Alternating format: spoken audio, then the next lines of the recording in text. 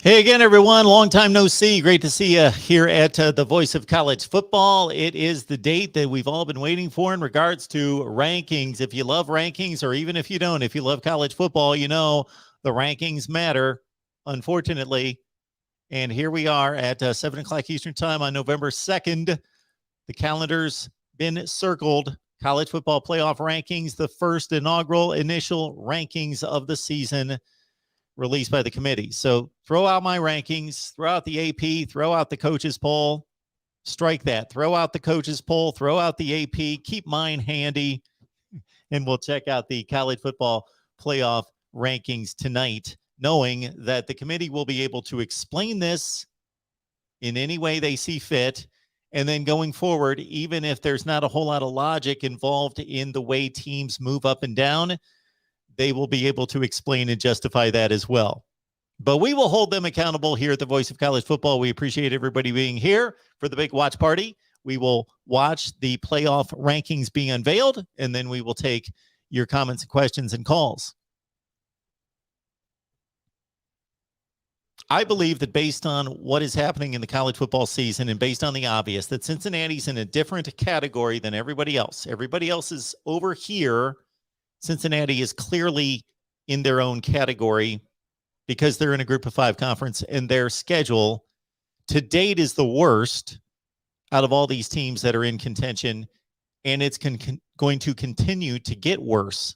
It's going to be by far the worst resume, no question, out of these 6 or 7 contending teams.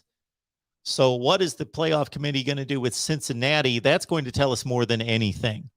Because whether Michigan State's 2 or 4 or Alabama's 2 or 3 or 4 or 5 or wherever they are, everybody else involved, most everyone else involved controls its own destiny. So whether Michigan State's 5 right now or 2 right now, they've got to play Penn State and Purdue and Ohio State in a Big Ten championship game, and they're either going to validate their ranking and continue to move up and substantiate it and place that in concrete, or Michigan State's going to lose and drop out.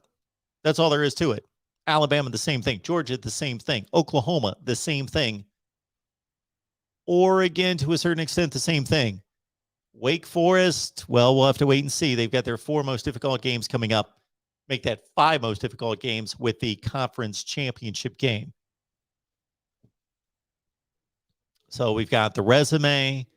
We've got the schedule. We've got strength of schedule, strength of record, eye test. Let's see what all of you have to say here at the Voice of College Football. When it comes to Cincinnati, I don't know where they're going to be ranked. I've got them at number 7, I believe. I just don't think that their opponents warrant them being ranked higher, and especially when they've not dominated and have scraped by the likes of Navy and to a certain extent Tulane.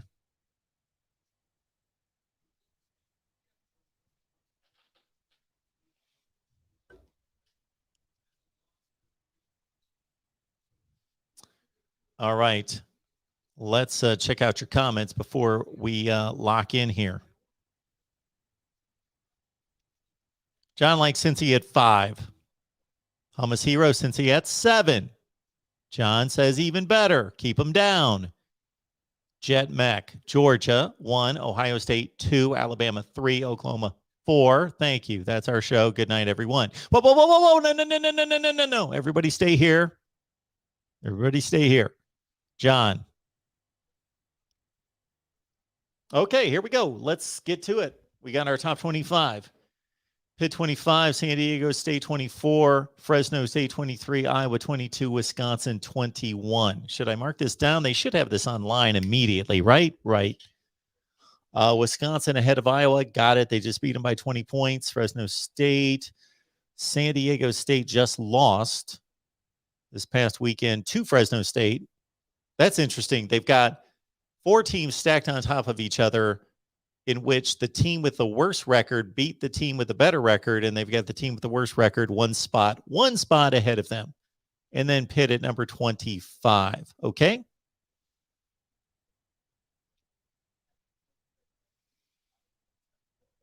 Iowa obviously needs help to win the Big Ten Western Division after losing to Wisconsin. Wisconsin holds its own destiny, as does Minnesota, and they play the last game of the season.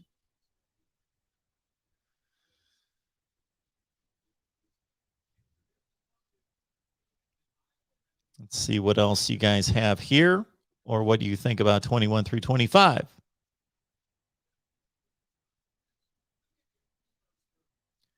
Where will Florida be ranked? We need to move this out to about 75 spots for Florida. OU don't deserve to be that high. They barely beat a lot of teams. Cheryl's proud of the Buckeyes. They're young, playing better every week. All right, here we go. 16 through 20. Minnesota at 20. NC State at 19, Kentucky 18, Mississippi State gets a lot of love at 17, Ole Miss at 16, Mississippi State with 3 losses. They did lose to Memphis, controversial ending, but still lost to Alabama by 40, and Mississippi State also lost to LSU. So they got a win against Kentucky, so they've got them, again, a team with a worse record that beat another team, Mississippi State over Kentucky this past weekend, is one spot. This has now happened 3 times, one spot ahead of Kentucky.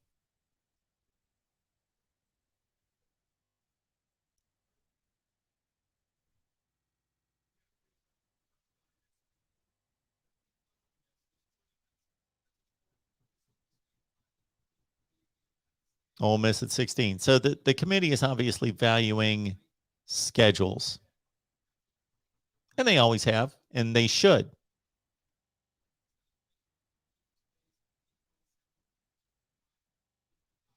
As Herb Street just mentioned, Minnesota runs the ball 73% of the time, and they've lost 3 running backs. Lost their 2 best running backs and just continue to run the ball down everyone's throats. 11 through 15. BYU all the way up to 15.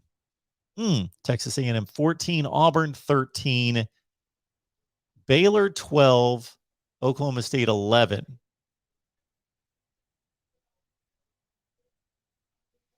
Oklahoma State beat Baylor, and they've got the same record.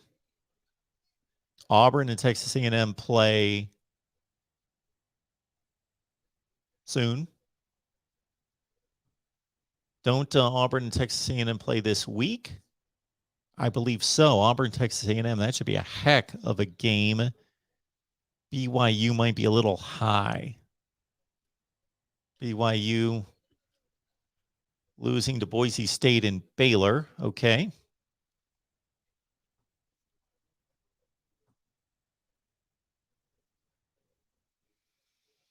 Yeah, Oklahoma's got a backloaded schedule, that's for sure. They still have Baylor, Oklahoma State, and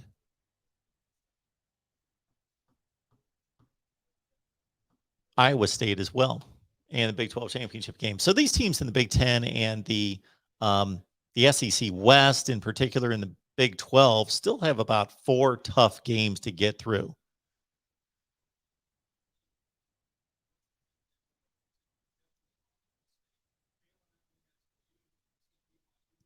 Can you imagine an Oklahoma State or Baylor getting back into this, because they still have about 3 tough games plus a Big 12 championship game to get through? And if they finish 12-1,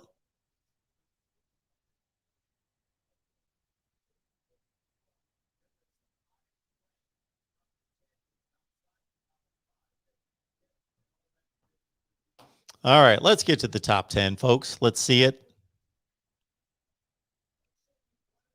Here we go. One at a time through the top 10. At number 10, Notre Dame. I believe I've got Notre Dame at 9.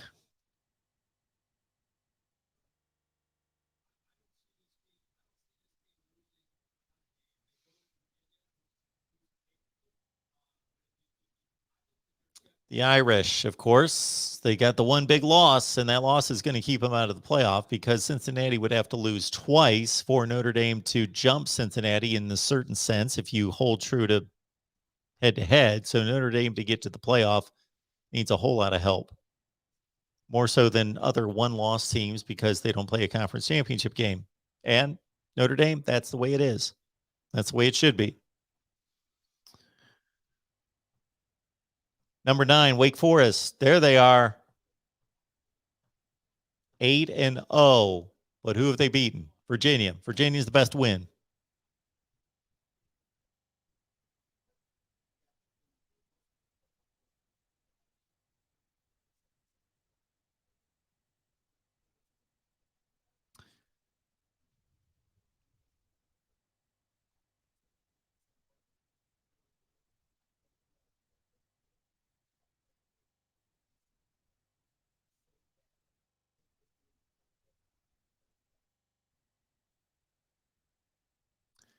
All right.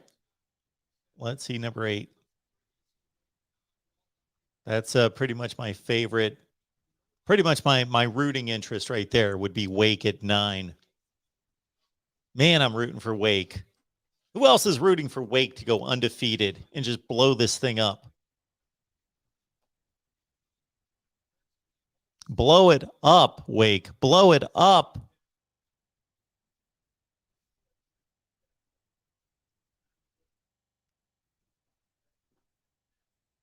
So right now, as Reese Davis just said, Cincinnati's strength of schedule is 100th and Wake's 98th, but Wake's is going to jump since he's going to stay down. Oh boy, look at that. This is the first committee move that's going to raise some eyebrows. Oklahoma at 8. So obviously that has everything to do with them beating West Virginia, the last play of the game on a last-second field goal, barely beating Nebraska by 1 score, escaping Tulane 40-35, having to come all the way back from 21 down to beat Texas. And the ugly effort against Kansas. So the committee, hey, I don't necessarily disagree with this, even though I've got Oklahoma ranked 3. I have stated over and over, my rankings are razor tight between 2 and 8. So Oklahoma, they're still fine. We understand that they're still fine. Even though they're number 8, they're fine. They've got Oklahoma State, Baylor, Iowa State, and a Big 12 championship game. Just win. Now they're at the part of the season. So if they would have won these games big, of course, they'd be much higher. They could be number 2 right now based on where they started the season. But they haven't. So they're fine. Now it's just about winning. If they win as ugly the rest of the way, they're going to be fine because teams are going to be losing. All right, let's go to 7. Michigan. So Michigan stays ahead of an undefeated Oklahoma team. And that's fine. If they lost to one of the better teams in the country, which we think they did, Michigan State. We're still waiting for Michigan State to prove more.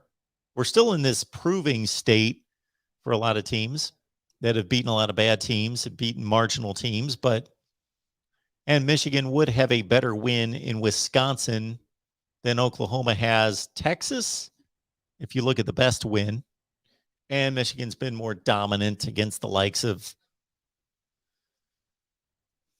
who? Northwestern, and who else in the Big Ten? Somebody else they whipped up on.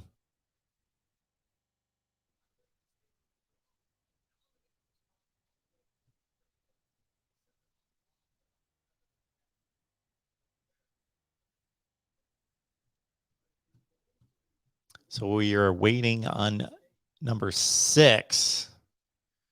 What do you guys like and not like at this point? Nebraska. Well, we're waiting on Nebraska, of course. Nebraska, with all those 1-score losses, I think the committee is definitely going to value the eye test with Nebraska.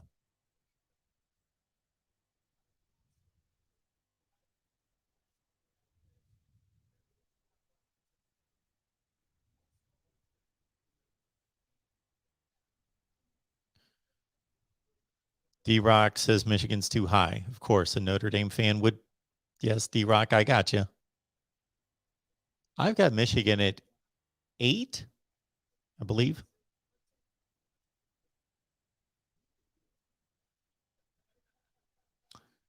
Oh, here we've got our board of 6 because we want to see the last 2 out. So Georgia's 1. Does anybody disagree with Georgia being number 1? Anybody in America? And of course, I hate to pull ratings away from ESPN. I hate to do that, but I appreciate everybody being here. Thank you so much for that. We are pulling massive ratings away from ESPN. They're going to have to do some research tomorrow morning to figure out what happened to our audience. Oh, they all went to the Voice of College Football. Georgia at 1. Does anybody disagree with that? Okay. What's going to have to happen for Georgia to drop from 1 to 5? That's what's got to happen, is the committee's got to say they're the best team with the best resume and they fall to 5. Alabama at 2. Alabama at 2. That's too high. Okay, this tells me eye test / what that really means. Eye test means name brand number 2. Alabama should not be number 2. They blasted Ole Miss. Okay. Ole Miss has done what? The committee is setting itself up for Alabama to beat Georgia in the championship game. And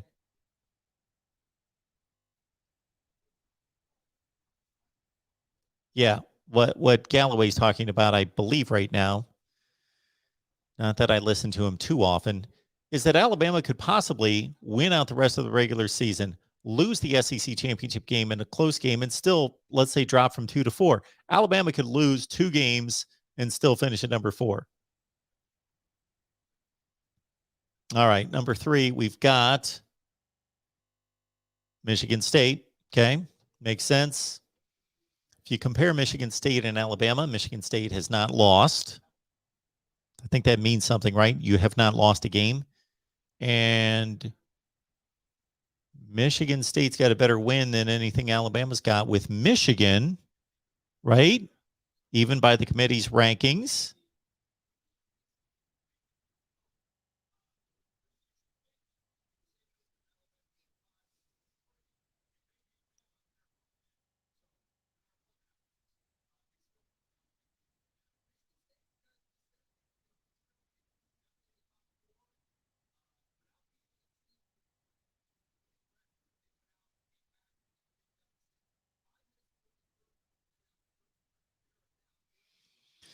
Alabama's beaten Florida, Ole Miss, Miami.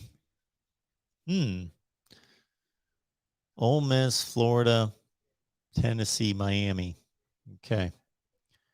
So now we're looking at Cincinnati, Oregon, and Ohio State, and that's probably the order we're going to see them. At number 4, Oregon. Cincinnati's in trouble. They are in trouble. How are they going to make up ground if these teams don't lose, or if Alabama and Georgia just, regardless of what happens there, basically the committee has set up Alabama and Georgia to play in the playoff?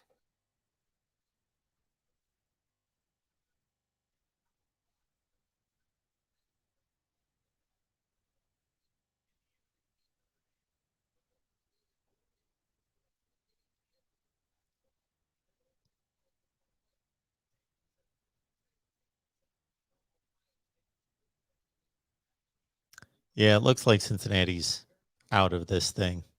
They need a lot of help, because even if they're 5 and Ohio State's 6, whatever it is, 5, 6, 6, 5, Ohio State has the opportunities coming up.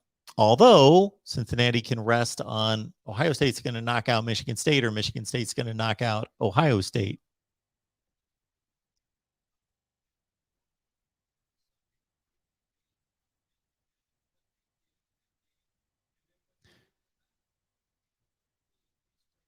we will be taking your calls after we get 5 and 6. I've got to hook up the phone lines, and then we will take your calls and get your perspective on all of this here at the Voice of College Football, of course.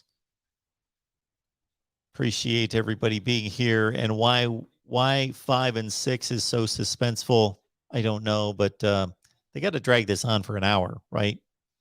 I think we would like to hear from the committee chair as well.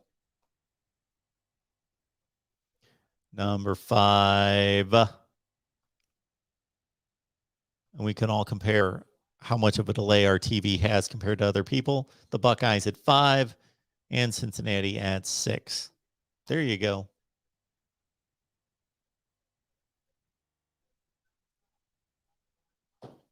There you go. The big surprise for me is Oklahoma at 8. That's the big surprise. I'm not necessarily arguing with it or find it to be that egregious. We got Birmingham Kane thinks Cincinnati got screwed over. D-Rock, yep, that's what it looks like.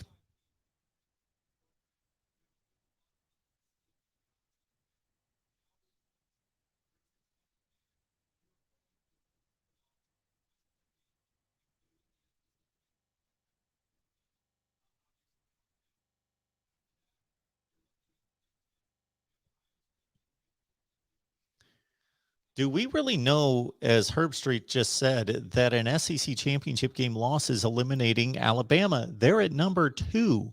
You lose to the consensus number 1 team by a field goal on the last second of the game.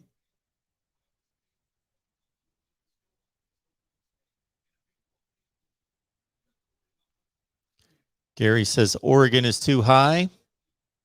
The Rod Farva says Oregon should be higher.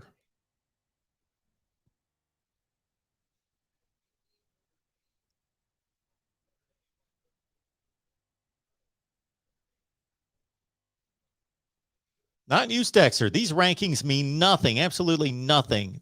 They don't go week by week like you do.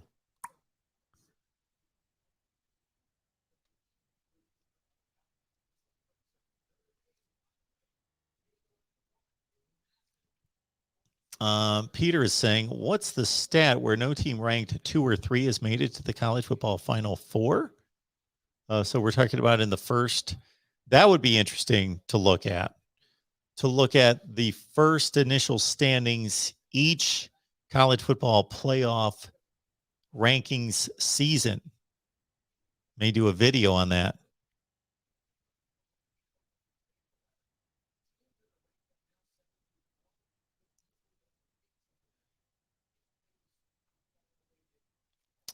Man, I'm going to mark that down for a video.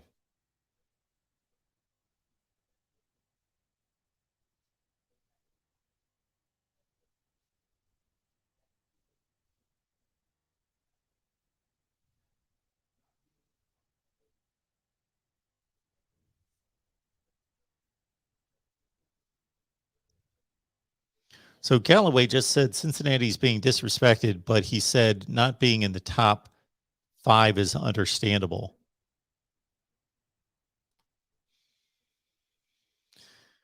Kendrick is the GOAT and also likes Georgia, Ohio State, Alabama, and Oregon in the playoff. Kenneth, Mark, you picked Alabama and Georgia for the Natty. You are right, Kenneth. Yes, I did. Thank you for the reminder. Don't know if that's going to come to pass, but that's what I had with Ohio State and Notre Dame losing in the playoffs. So I would like to hear what the committee chair has to say, and then we'll hook up the phone lines and we'll get at it.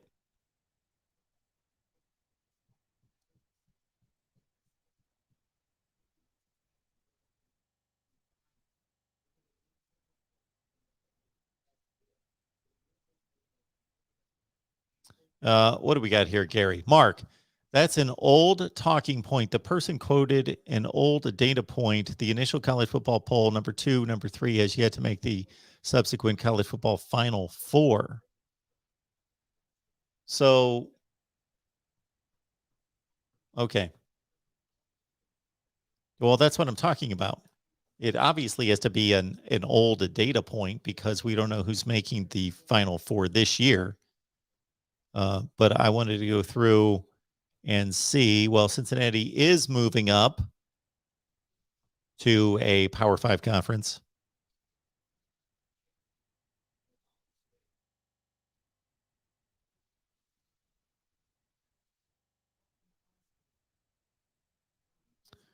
All right, folks, let's go Deeks. Yeah, let's do it, boys. And girls, of course, are 3% of our audience, Cheryl and others. Bring in those ladies to talk college football with us. That would be great. And we're going to be cranked up here for the next, who knows how long. We'll keep these phone lines humming. So 227 on the line. Go out there and grab anybody who loves college football. We're going to talk playoff rankings. I'm going to hook up the phone lines right now. And in addition to that, we are only going to pause because I want to hear what the committee chair has to say. But otherwise, we are on the clock taking your calls as soon as I hook up the phone line. So talk amongst yourselves.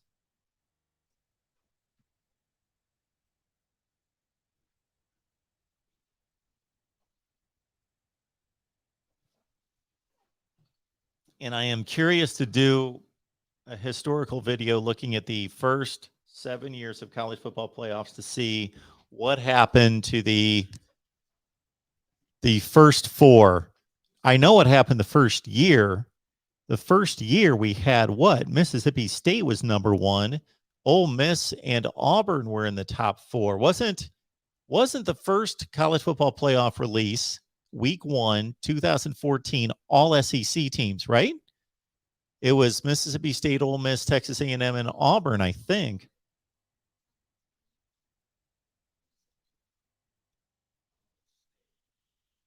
Thank you for calling Collins Studios Hub. Enter your 6-digit PIN number. Better than all this is we've got some Maction tonight, folks. We've got Maction. What do we've got? The Bobcats of Ohio. And we've got Miami of Ohio playing. Two MAC teams from Ohio going at it. It gets no better than that.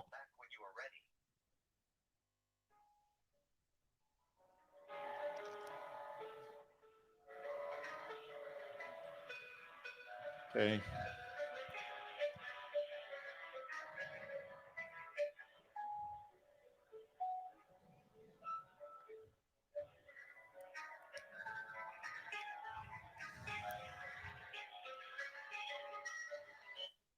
Welcome, host. You are now in the host room and can manage your callers from the Collins Studio web interface. Oh, here we go. The chairman's on. I want to hear this.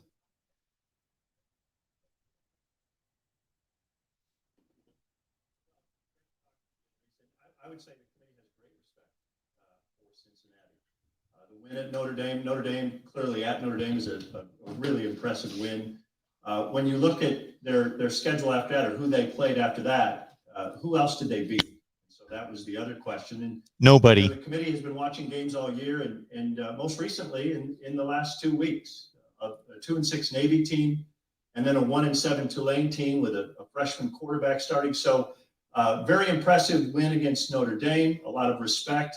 But looking at the whole picture, we feel 6 is the right place for Cincinnati. And as I scan the rankings, I don't see any more teams in the American ranked at this point, which would tend to imply that they're close to their ceiling. Is that how you would characterize it? You know, absent chaos in front of them where everybody starts losing. You know, we don't talk about a ceiling at all. Again, we look at what's happened so far. We don't project ahead. I think most everybody knows that. We look at what's happened so far, and Cincinnati earned their way to the number 6 spot with that big win, being undefeated, and with that big win at Notre Dame. But we haven't talked at all about a ceiling. So I really am not. I'm not ready to say there's a ceiling. Okay, what about head-to-head? I mean, that's always, it's in the criteria. that among teams that are viewed as similar, that it is one of the criteria used to try to separate those teams. It seemed to be a defining characteristic not only between Ohio State and Oregon, but throughout these rankings. How did those discussions go with head-to-head being considered? Well, the committee, everyone has their own opinions, but as you go through with the 13 members, head-to-head is certainly talked about. When you talk about Oregon and Ohio State, Oregon has had some nice wins. They've played very good football. They've been through a lot of challenges, losing their starting running back and some other, Thibodeau being their best player early on. But they beat Ohio State at Ohio State, and that was really important to the committee. Ohio State is playing great football. Since that time, they're on a roll. They're explosive offensively. So at the end of the day, that's why they're one slot behind Oregon because of the head-to-head, but right up there near the top because of how terrific they've been playing. Okay, you mentioned as we were getting ready to talk during that quick break that it's a real log jam. And if I heard you correctly, I think you mentioned 3 through 10 sort of offhandedly. Is Alabama clearly above the rest of that group in the judgment of the committee right now?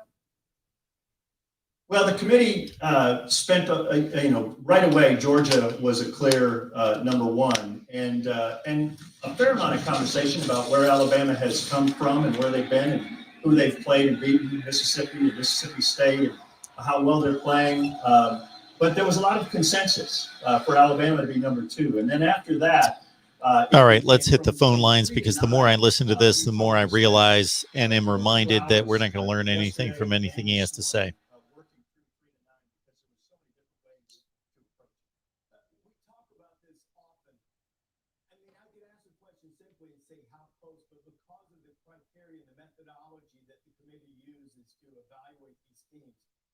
Sometimes you're not comparing teams as directly as you might anticipate.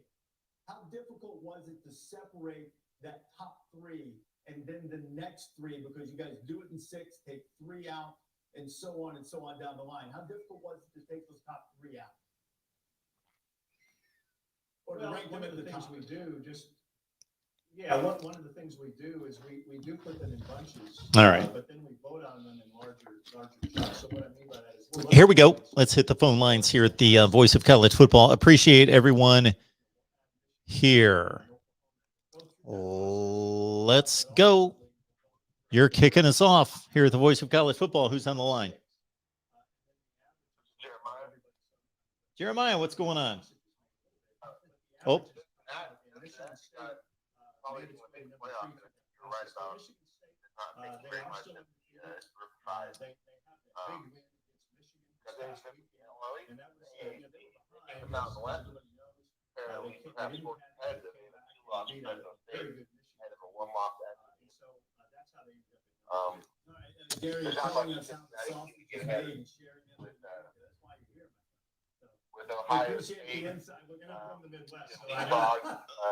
Unfortunately, hey, I'm not listening to anything you're saying. Unfortunately, we've got an issue here. Why is that not? Hang on just a second.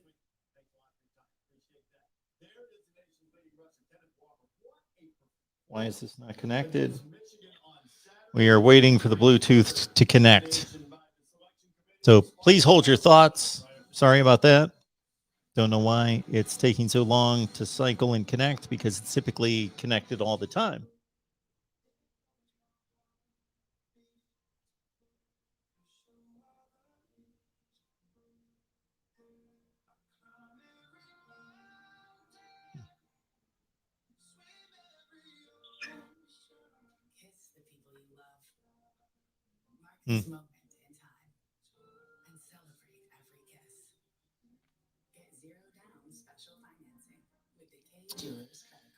Okay. Don't know what our issue is. Won't stop cycling. Hey,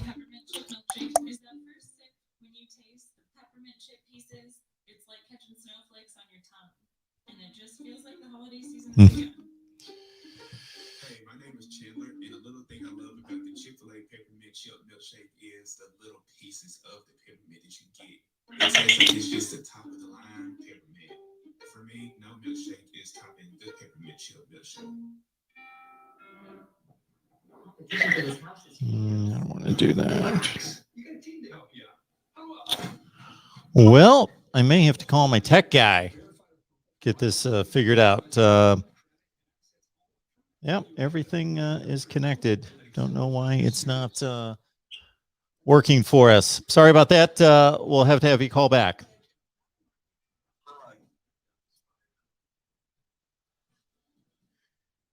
We're going to stay on live because I don't want to shut this down and then have to do all this over again. So we'll see if we can get some help here.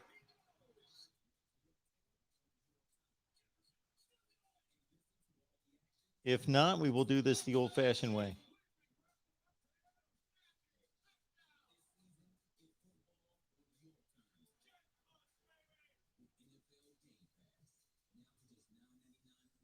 Hmm.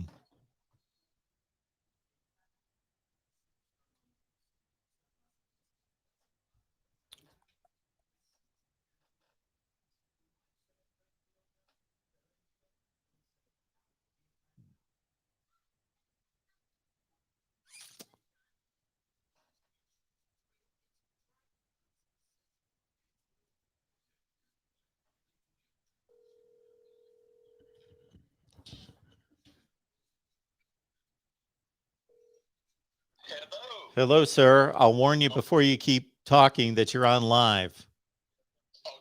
Okay. So you can imagine what the problem is. We're not connected, Right. our phone line, and I'm going through the same procedures we talked about last time. And the Bluetooth is on in my settings, Right. and the Rodecaster Pro is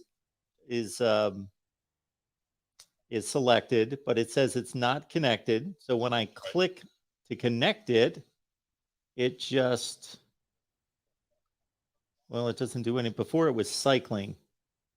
So next to my Rodecaster Pro under my devices, it says it's not connected. And so when Okay.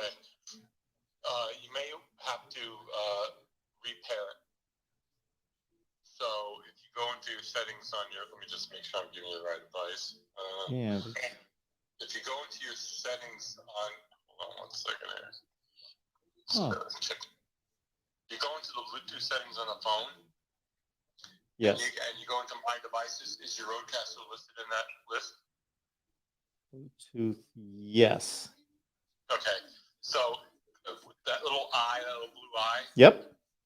Click on that and unpair it. Forget this device. In other words, Okay. Okay. and then try to repair it. That's right. And maybe that'll do the trick. Okay. Hopefully that'll do the trick. The last time I had this issue, I clicked, the not connected, and it connected it. Okay. Yeah. All right. So it's just cycling right now. And sometimes it just needs something happens with the software. It just needs to repair, and that's all it takes.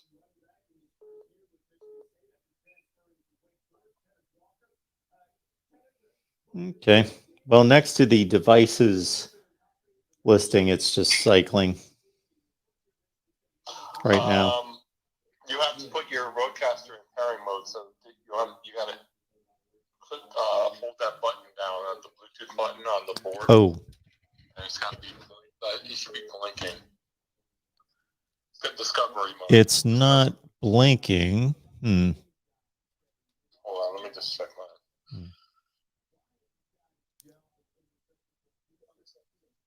I'm gonna make sure I'm telling you the right thing. Huh. Oh, now it is. I'm just guessing here. Wait, I'm just looking at it. Okay, it might have. It's blinking now. Okay. So you think I should be holding it down? Well, what's blinking? The button on your Rodecaster? Yes. Okay. And see if it pops up in your devices there. Yeah, it did. Rodecaster Okay. Pro popped up. Perfect. So click on you got to pair it back up. And hopefully you get a connection. Bluetooth on.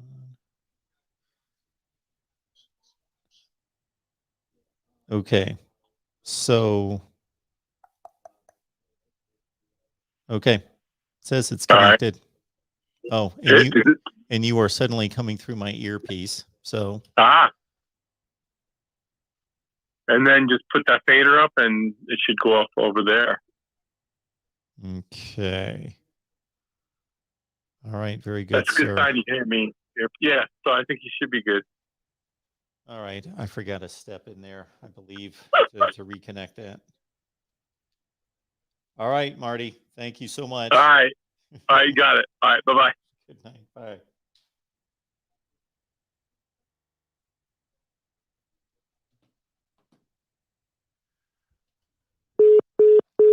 Okay. Have we lost everybody? I wouldn't blame you at all if we have by now. Appreciate everybody being here. Technical issues. What can I say? All right. Let's get back at it here. The Voice of College Football. I think we're talking college football rankings, if I'm not mistaken. It's been a while. Welcome into the Voice of College Football. Who's on the line? Hello?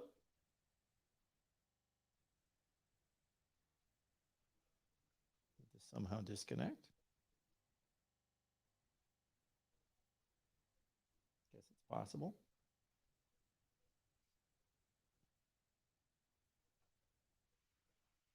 Thank you for calling Call-In Studios host and Guess I got to reconnect the call in. enter your 6-digit PIN number. Welcome, host. You are now in the host room and can manage your callers from the Call-In Studio web interface. Welcome into the Voice of College Football. Who's on the line? This is Jeremiah. Victory. Thank you, Jeremiah. Appreciate you being here. Thanks for waiting. Yeah. What's on your mind? Yeah, I was looking at the rankings and where Cincinnati was placed, and I'm looking at teams that are behind them, and I don't really see a way for them to work their way in the playoffs, especially since they're buffing up the Mountain West Conference with Fresno State, and they didn't rank Houston with 1 loss or SMU that was undefeated with 1 loss. Now, and those losses are basically going to be nothing. Like you said earlier, they need them to be undefeated in order to have a reputable. Hey, you keep yelling. You might be on ESPN radio, bud. Okay. Now I got to make a choice to kill one of these two, and I don't know which one to kill. Here we go. So I apologize to whomever, but through the whole technical issue, there were two phone calls coming through. So who am I still on the line with? Hello. Hello? Yes. Hello, Mark? Yeah, it's Mark. It's the real MVP. How you doing? The real MVP, and my apologies to the other caller. But I had to pick one, and I have no idea what the numbers obviously are and who's who. So anyway, again, please call back. I guess I was the lucky winner. You were the lucky winner. What's going on? Well, I want to talk about these rankings because there's some interesting trends I've noticed within the ranking. Okay. Wisconsin is ahead of Iowa, and Yep. Mississippi State's ahead of Kentucky, Yep. even though each of those teams have one more loss than the other. Yep. So is it possible if Oregon loses that they're still ranked ahead of Ohio State? No. No. I would have thought no, No. but just noticing how those No. two things went down. No. Okay. It's coincidence. It's coincidence. There's a 1 spot difference. Okay.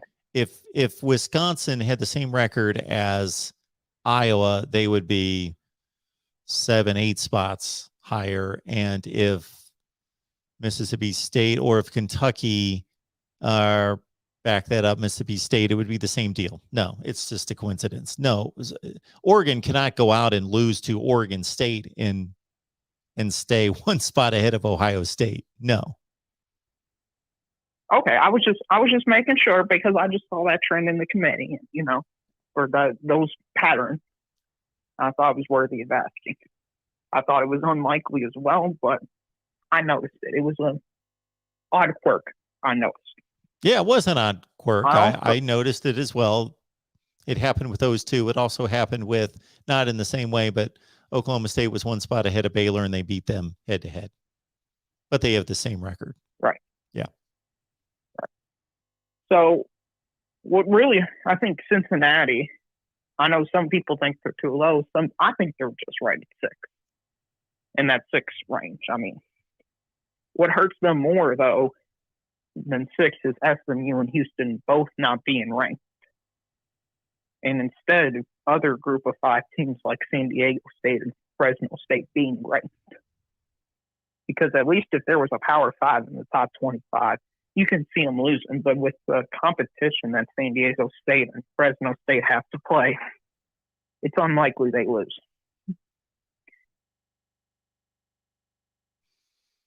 Yeah, Cincinnati's in a tough spot. There's no way around it. They need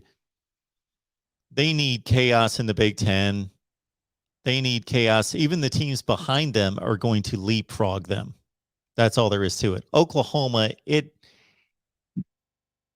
was a statement made by the committee that they don't value Oklahoma's wins because of the sloppiness of them, but they're fine. Yeah. They're fine. They just have to win the games in front of them. All I'm saying, Mark, is I said that exact same thing 24 hours ago. I'm going to give myself a little pat on the back because I had them at 8. Which, I know I was probably one of 3 people on earth who had them at 8, but... Well, I'm going to give myself a pat on the back. Literally, I am right now. I'm going to give myself a pat on the back because regardless of what my rankings are compared to the committees, I'm always going to say mine are correct. So they don't have to line up with the committee. No, I'm just kidding. I have never stated that mine are flawless in any such way. I have Oklahoma at 3. As you well know.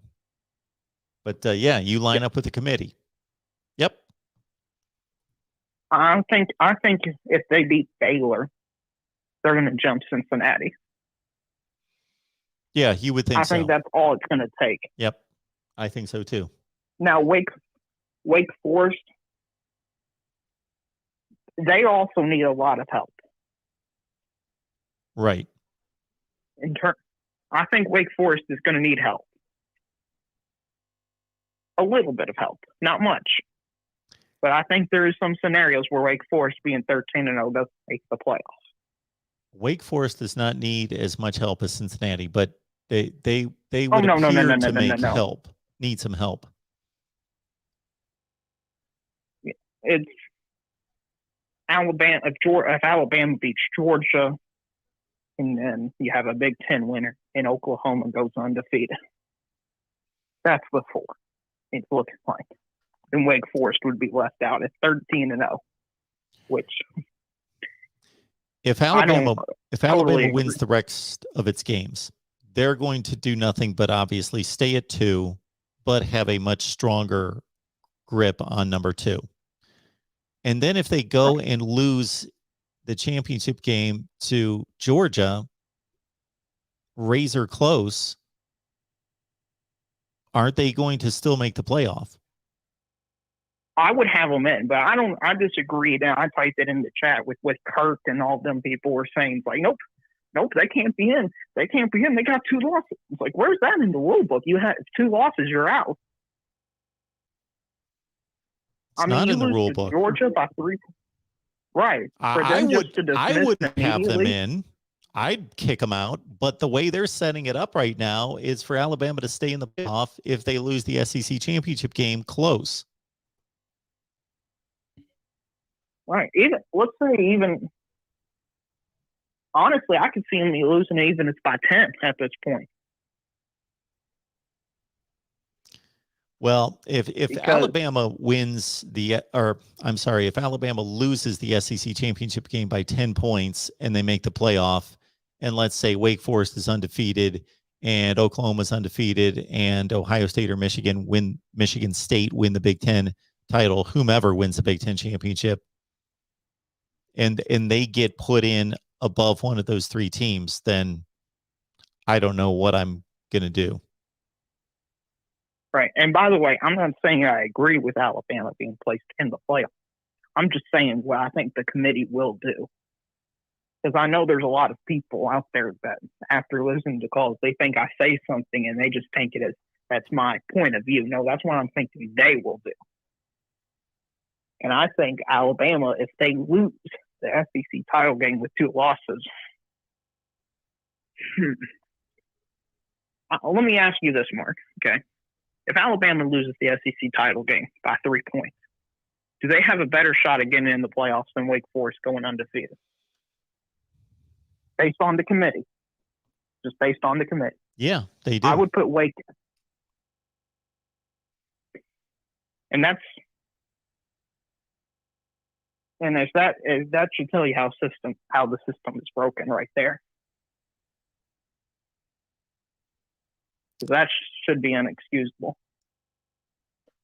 I'm trying to think well, Mark, that's all I got for you tonight. All right, man. I appreciate it. Good talking to you. Absolutely. Glad Coastal wasn't ranked. There you go. Have a good one.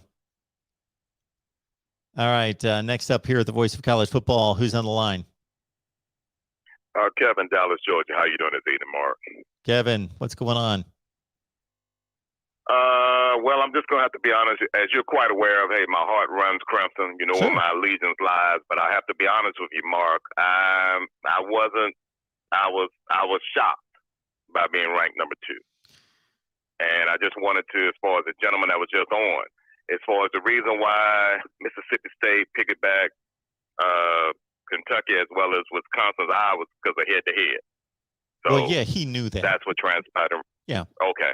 So I mean, that was what in regards to that. Sure. But if Alabama wins out, and say for instance, I don't give a doggone whether they lose to Georgia by 1 or whether they lose to Georgia by 100 in the SEC championship game, Mark, you're quite aware that hey, the other 40 plus states suffer from SEC fatigue, and by that being the case, there's no way in blanketed blank that Alabama would be in the Final Four with 2 losses. Because as you and I have discussed before, I was 100% as far as what I'm about to say, and you kind of leaned toward it, but you had also stated that, hey, you would not have put it in as in the year that Tua got hurt. And it was a matter of Alabama finished the regular season with 2 losses, didn't make it to the SEC championship game, but they were one of the best 4 teams. But the thing is, they had 2 regular season losses, so hey, that was the burr in the salad, and that's the reason why they didn't make it. Would they have a better showing as far as versus LSU than Oklahoma? Yes, sir. But 2 losses, they're not going to do that, Mark. They're not going to do that.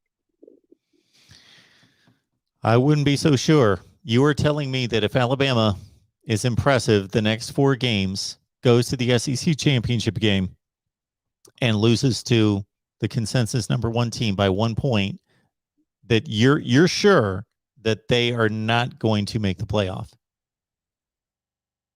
I would have to say yes. Now, if you want to say what my heart would say, my heart would say, okay, they deserve it.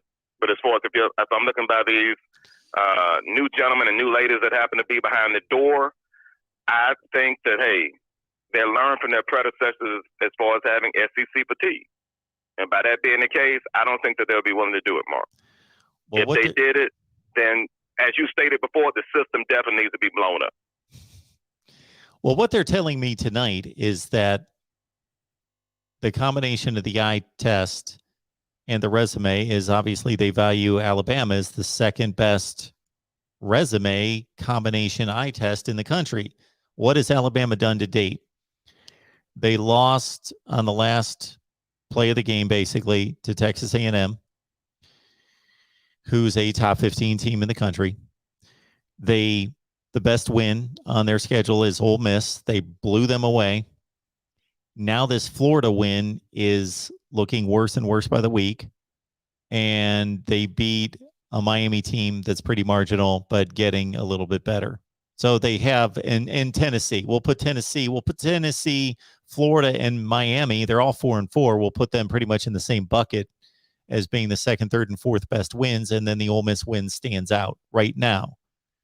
And with that, that's the resume that's the second best in the country. So I don't think it is, but based on whatever other factors that they're going to call eye test, I call it eye test / brand, and what they know about the talent, that they vault Alabama number 2. So if based on that they're saying Alabama's the number 2 team in the country, and they're going to go beat Arkansas, LSU, and Auburn to just further substantiate number 2, and then they go play number 1 and lose by 1 point in the SEC championship game, I could see them just dropping from 2 to 4.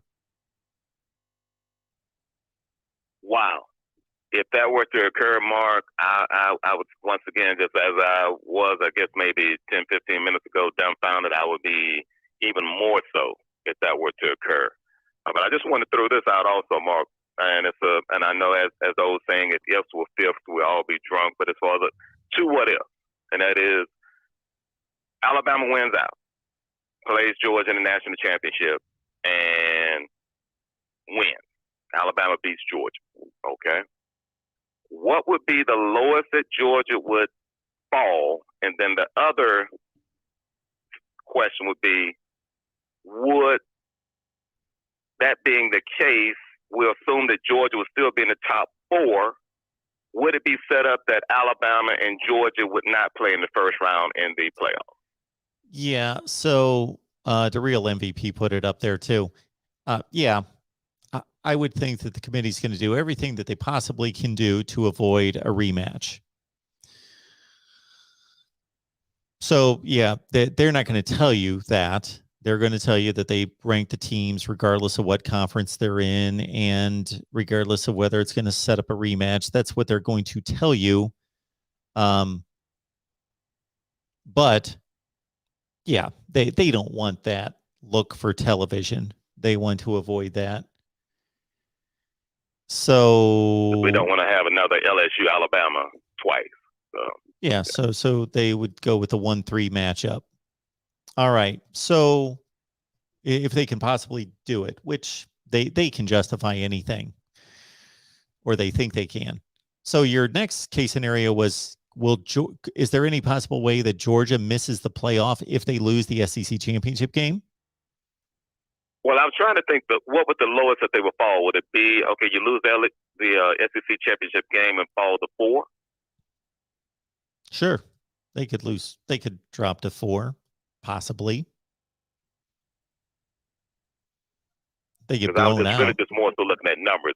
Yeah, because I didn't feel as far as them being eliminated, it was just matter of just simply wherever they fall. And I was thinking the lowest that they would be 4. So. Because as far as the defense is concerned, Mark, impressed, more so as far as number 99 is concerned. If we could just get 99 on academic probation as far as for the SEC championship game, that would be greatly appreciated, but I don't think that's going to happen.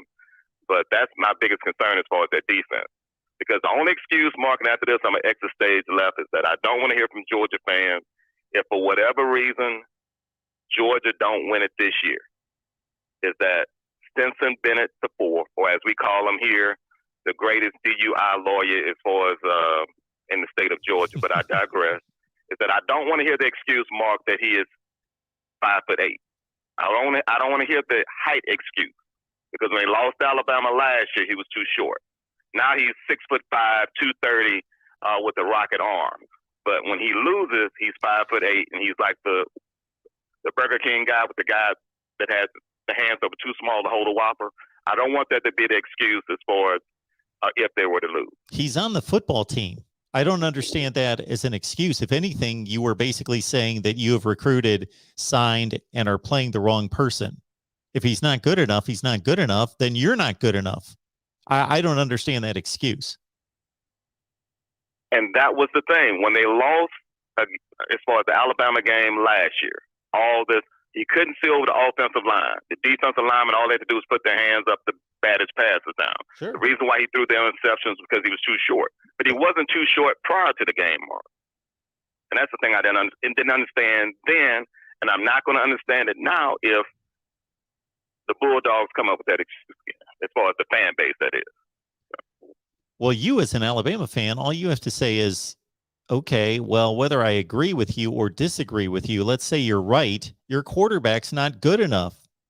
Okay, you're not good enough. That's like, can we say that every Kansas fan can say none of our players are good enough, therefore we're not good enough? Yeah, that's the answer. Wow. Yeah, that's truly something else. But it's been an interesting season, and everything is going to play out. I was really surprised. I didn't know initially because I really don't look at the other than Alabama's schedule. I be honest as far as looking at the other schedules, but I was surprised that Ohio State was going to be on the road versus the University of Michigan. For whatever reason, I just thought it was going to be as far as in Columbus. But that's interesting as far as concluding the season as far as on the road. But then the week prior playing Michigan State in Columbus. So I guess that would be Michigan State's elimination game as far as the Final Four. Because honestly, Mark, unless you know something that I don't know, I can't see Michigan State going to Columbus and beating Ohio State. So. Yeah, I don't think so, but I would not be surprised by it. This may not necessarily be a vintage Ohio State team. But what happened with the Michigan game is obviously they did not play last year, and the Big Ten decided that they wanted to keep the rotation what it is by year. So actually, Michigan's benefiting from the COVID year because they are now getting to play Ohio State at home back-to-back years. Wow. Well, it's going to all come out in the wash, Mark. It's going to all come out in the wash. Again, as always, a pleasure to speak with you. Take care. Continue to do what you're doing, and I look forward to speaking with you again. Appreciate that, Kevin. Thank you so much. All right. Thank you. The one place where I may differ with Kevin right there, if I'm understanding his last comment, and I didn't want to keep him on the line, is that to me, it doesn't all come out in the wash. Those people that say it all works out, well, obviously it works out. We get to the last game of the season, we play a championship game in conference, and then the committee decides the Final Four. So yes, that's how it works itself out. They have to select. They have a deadline to select the Final Four teams. That doesn't mean it worked itself out. That doesn't mean that there's not a number 5 team or a number 6 team that have just as much right and just as a qualified resume as the 4 teams that got selected. It just means that the committee made a decision, which they have to. All right, everyone, welcome into the Voice of College Football. Who's next on the line? Hey, Mark, it's Drew. How are you doing tonight? Hey, Drew, I'm doing just fine. What's going on? Not too much, Joe. Obviously, I want to talk about this Wake Forest ranking a little bit. Yeah. So, I mean, maybe it shows you that when you don't win very often, it doesn't take much to please you, but I'm pretty happy with it. I think us being ahead of Notre Dame makes a lot of sense. I also think, at least in my mind, even if I don't necessarily agree with this poll, I feel like it's more logical than the AP or some of the other polls. In other words, I see them as basically looking at, Notre Dame has a loss, so they shouldn't quite be ahead of Wake Forest or Oklahoma, but Notre Dame should still be in the mix because they have they're a good football team and they only lost to Cincinnati, who's highly ranked. But to me, that makes a lot more sense than, having Oklahoma at 4, Wake at 10, and then Notre Dame at 9. Because any argument in my mind that you could make for, say, Oklahoma, why can't you make that for Wake or vice versa? But that's really neither here nor there. But one thing, I wanted your opinion because I'm still I wouldn't say casual, but still just a novice college football fan. That's why I like people like you that have more knowledge. But what I found interesting about this ranking is you have 3 ACC teams, and if you count Notre Dame, which you kind of should, there's 4. So Pittsburgh is ranked 25th, and NC State is ranked 19th. So I heard you talking earlier that Wake needs help, and I kind of would like your opinion on that a little more because maybe I'm just being naive, but I actually think this, in a way, is almost set up well for Wake because say we go to Chapel Hill, we beat the Tar Heels, we're 9-0. Presuming State doesn't lose, we're going to be playing a top 20 team. we get that win, hopefully, and then presuming Pitt runs the table, we'll probably have to play another top 20 team in the ACC championship game.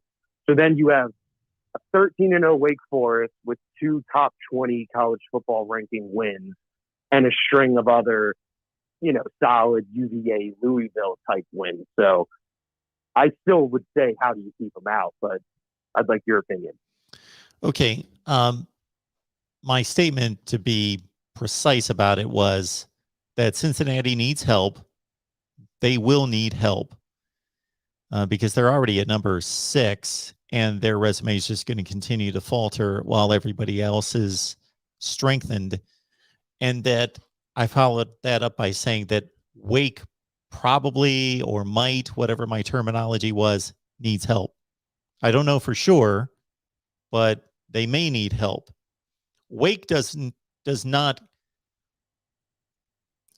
First of all, let's start with the premise that we don't know what the committee is going to decide. So hardly any of this that we state can we say this is a 100% guarantee or this is a 0% guarantee.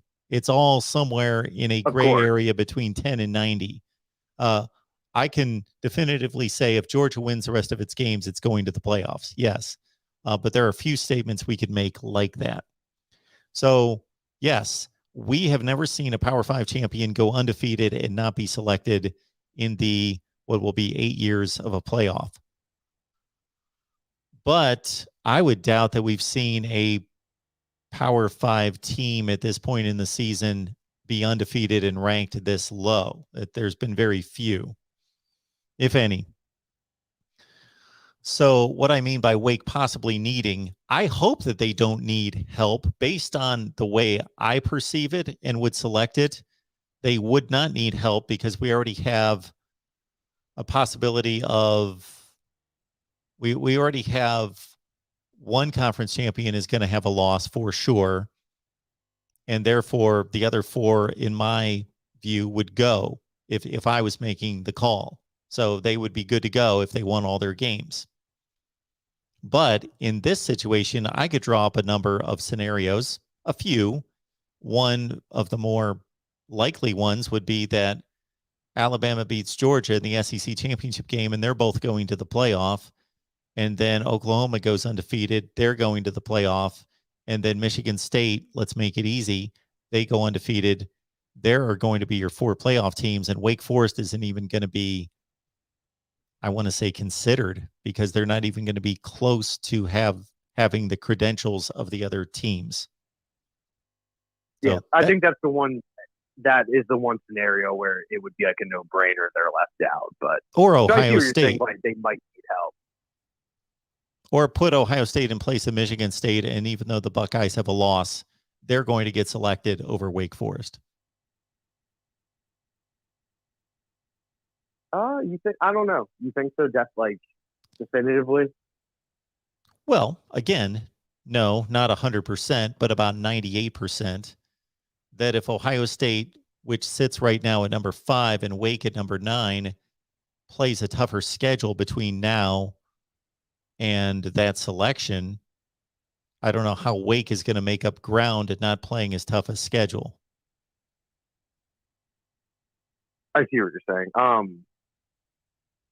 I do believe, I'm not sure about Ohio State, and I'm not even like making this a point of contention, but I'm just looking at some of my texts from my friends and stuff from Wake, and it looks like at least the last 4 games, I know this is like the classic Wake critique, the season hasn't started, right? But these last 4 games, it's the 14th toughest schedule in the country. So I guess, and maybe I'm being just, looking at the world through Wake Forest colored glasses, but to me, I look at this ranking and I see it more as the committee saying both to Wake and Oklahoma. You're not quite there. You don't deserve it yet. There's still a third of the season left, but if you keep on winning, you'll keep on rising type deal. So once again, it's not that there's not a scenario where Wake isn't left out, but I guess I really wasn't. Like I said, I was pretty optimistic about it. I was like, okay, well, yeah, if we run the table, we'll be, if we're not the top 4, we're going to be the first man left out probably. So it is what it is at this point. Well, I think if Wake wins the rest of its games, and we're talking about 5 quality wins, that they probably have a 80 or 85% chance of making it. I think it should be 100%, but I think it's more like 85. I agree. I will say the one thing, just as a Wake fan, that I think some people are missing, and I think this is the point of college football where like you reevaluate, but keep on saying 4, but I mean, BC is not a bad team, but they've really slowed down, and they don't have a single ACC win. So I think UNC is legit. I think NC State is going to be Wake's toughest opponent without a doubt. And then I think Pitt or whoever we play in the championship, hopefully, but Pitt would be tough. But of course, they're tough games. But I'm saying I think early on in the season, I think that last 4 that Wake has looked a lot scarier than it does now, just because Clemson and BC have kind of not performed to the level you would quite expect them. But once again, it's not easy to go play at Clemson and win. And they're still a good team. But I don't know. Like I said, I'm pretty happy. I can probably let you go after this. I don't have too much to say, but I don't want to just always cry a river about how, oh, the ACC. But it is a little frustrating. And I think this demonstrates my frustration of you have the college football rankings, which once again aren't gospel, but you have 3, if you include Notre Dame, 4 ranked teams. You know, it's not exactly a joke of a conference. And I'm not sure most people picked up on it, but one thing that really annoyed me is when they were announcing the rankings, they praised Notre Dame for beating UNC and UVA. Then when Wake came on, they said, Wake hasn't played anyone. Well, Wake also beat UVA. They're about to play UNC, sure, but they haven't beat them. But does a Syracuse and a Louisville not equal a UNC? My whole point is I'm not trying to sell people that the ACC is some great conference, but it is a very convenient talking point. And especially, like I said, just the glaring hypocrisy to say, oh, Notre Dame, number 10, they have these awesome wins against UVA. And then Wake, they go, oh, they haven't played anyone. So it's just stuff like that can get a little annoying. But I'll let you go, Mark. I'll probably call in at some point, but I'm pumped for the game against North Carolina. 1-0 from here on out, and let's go deep. I appreciate it. Thank you so much. And again, another caller brings up some points in which I'm not going to go through with them on the phone, but because I, of course, have all week to sit here and say whatever I want. Anytime I want to say anything, all I have to do is strike up a live stream or cut a video, and I get to say whatever I want. So it's the nicety of having a YouTube channel, whereas opposed to you guys, if you don't choose to have a YouTube channel, then you have to wait until you leave comments in the comment section or call me. But so therefore, that's one of the reasons why I let you guys talk and deliver your points. But the ACC is a bad conference.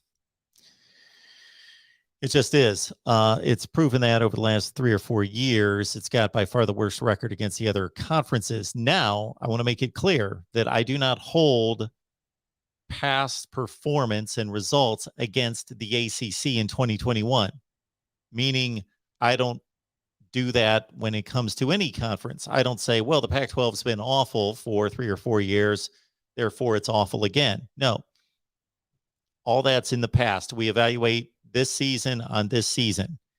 And the ACC has been okay. The ACC is 5-9 against the Power 5 and Notre Dame. And I was going to mention this to Drew. Notre Dame's not part of the ACC. So in no way should we be collecting Notre Dame wins as part of the ACC. Actually, Notre Dame's outside the ACC. Therefore, the ACC is playing against Notre Dame. So the ACC is 5-9 against the Power 5. The best wins I can come up with for the ACC would be Boston College beat Missouri and Pitt beat Tennessee. That's the best conference, non-conference win for the ACC right now is Pitt beat Tennessee.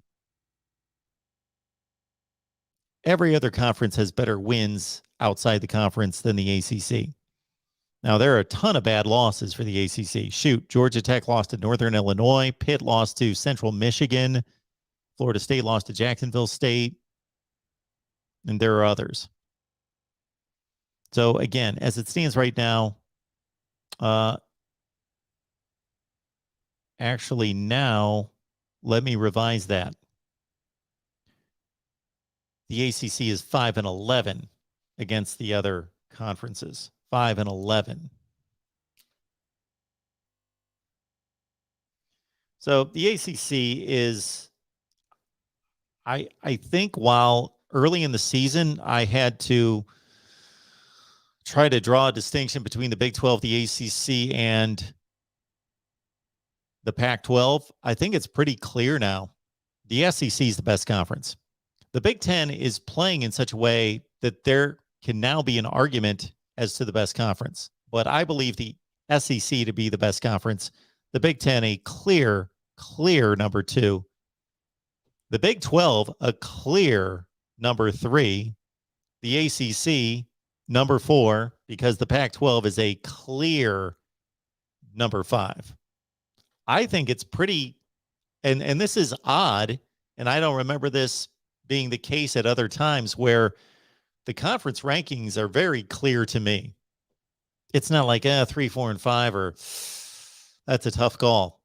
No, I think we've seen enough, and we have enough data to see that the Pac-12 is by far the worst conference, and the ACC is not as good as the Big 12, and the Big 12 is not nearly as good as the Big 10, and the Big 10 still needs to make up some ground to get to the SEC. Although, based on out-of-conference results, the Big 10 could make an argument to be as good as the SEC. And for Georgia and Alabama fans, of course, they're going to say, well, we've got the 2 best teams in the country. We're not talking about the 2 best teams in the country. We're talking 1 through 14. All right. Next up here at the Voice of College Football, who's on the line? Dylan. Hey, Dylan, what's going on?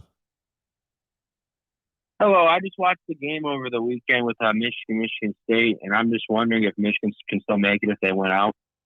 Sure. They can make the playoff. Absolutely. If they win the rest of their games. Well, can Michigan State and Michigan make it? Is that very possible? Because it's like Michigan, let's just say Michigan State wins out, Michigan doesn't make the, obviously, the Big Ten championship. Do you think it's possible for them to be 3 and 4? We're talking about Michigan, correct? Not Michigan State. Yeah, but I mean, because if we went out and Michigan State doesn't lose, I just don't know what the chances are of Michigan making it. Oh, so if Michigan wins the rest of its games, but Michigan State also wins the rest of its games. So Michigan's at 11-1, but Michigan State goes on to the Big Ten championship. So you get an 11-1 team that did not make the Big Ten championship game. Well, I would think that Michigan's probably got like a 20 or 25% chance, if that, of making it. Unless if Michigan State loses in the Big Ten championship game, then I guess that's another chance. It's just I was very disappointed in the Michigan game over the weekend. I feel like they had every chance to win that game. Oh, yeah. Like they literally, Harbaugh literally, I mean, but yet again, Michigan State, I mean, I know there's a lot of Michigan State fans that watch your channel too, but I think if they didn't have Kenneth Walker, they wouldn't have won that game. Thorne was playing really bad that whole game. I mean, I didn't see anything like really good from Thorne. I really feel like Kenneth Walker carries that team. Let's just say Kenneth gets injured. I really do feel like the Spartans have like no chance. That's just my opinion. But. No, I understand that. I think Michigan looked prolific on offense for most of the game. Thought they showed that their stars were making plays on defense. And, of course, the lead was 16 points midway through the third quarter. Yeah, I watched that entire game. I was completely stunned they lost. But I just found out that one of those fumbles, I forgot which one, that McNair made an error on. Cade was in the, was it Cade starting, right? Yeah. Cade was in the tent. That's why McCarthy was out there for one play. I just found that out. Yeah, so I think it was McCarthy the had the second two one, but- fumbles. The one he got back, and the other one, obviously, he lost. So do you know which one of those Mhm. he was in the 10-4? Yeah, I guess Cade was in the 10th for one of those plays. So that's like, honestly, I don't think they should start McCarthy the rest of the season. I think they should stick to Cade because it's a very big risk at this point if Michigan like has McCarthy out there because in big plays, it's kind of proven that Cade's not ready. McCarthy's not ready. JJ, I don't think he's ready yet. But you never know. The Michigan games it really comes down to the last game of the season. I don't think Penn State. We can still lose that game. Don't get me wrong, but like I really do feel like if we really beat Ohio State bad or it's close, whichever way. I think we're still gonna lose the Ohio State game. I'm going to that game, but I really do feel like if Michigan convincingly wins that Ohio State game, I don't see and Michigan State somehow loses a game, but a lot has to go in our way, obviously. But I really do feel like Michigan can make it.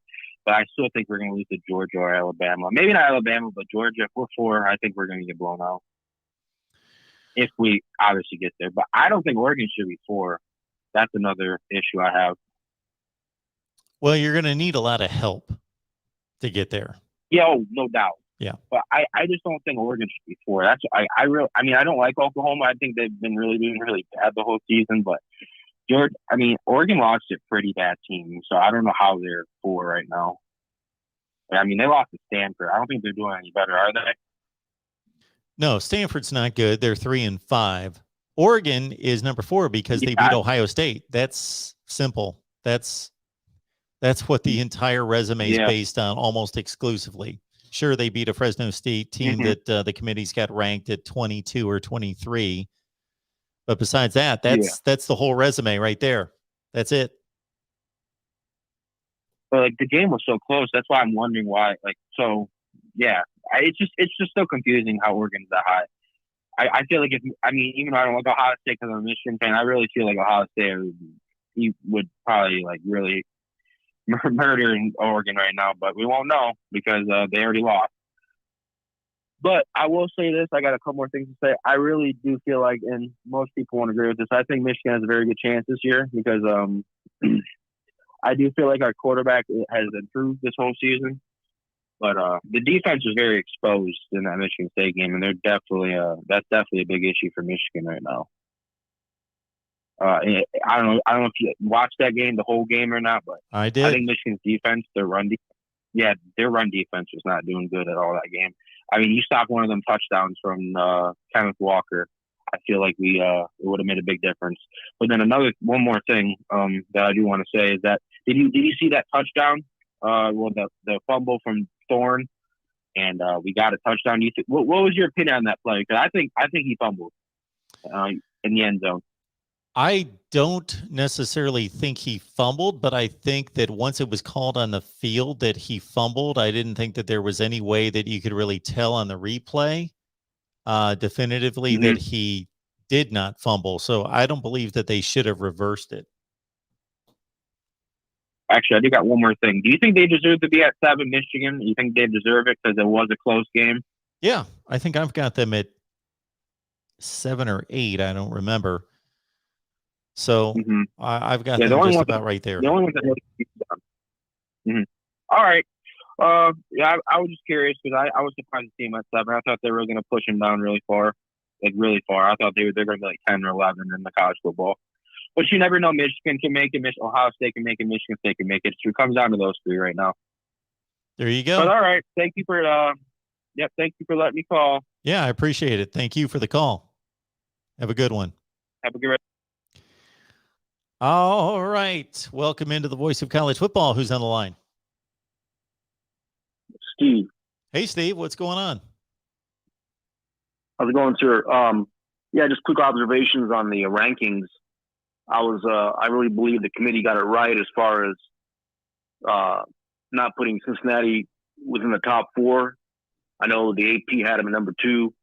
I think, I believe they would have put him at number 2. They probably would have caved into the media as far as the media's influence. But I really believe even Cincinnati at being number 6, I think was still overhyped. I'm really surprised how Oklahoma is behind them.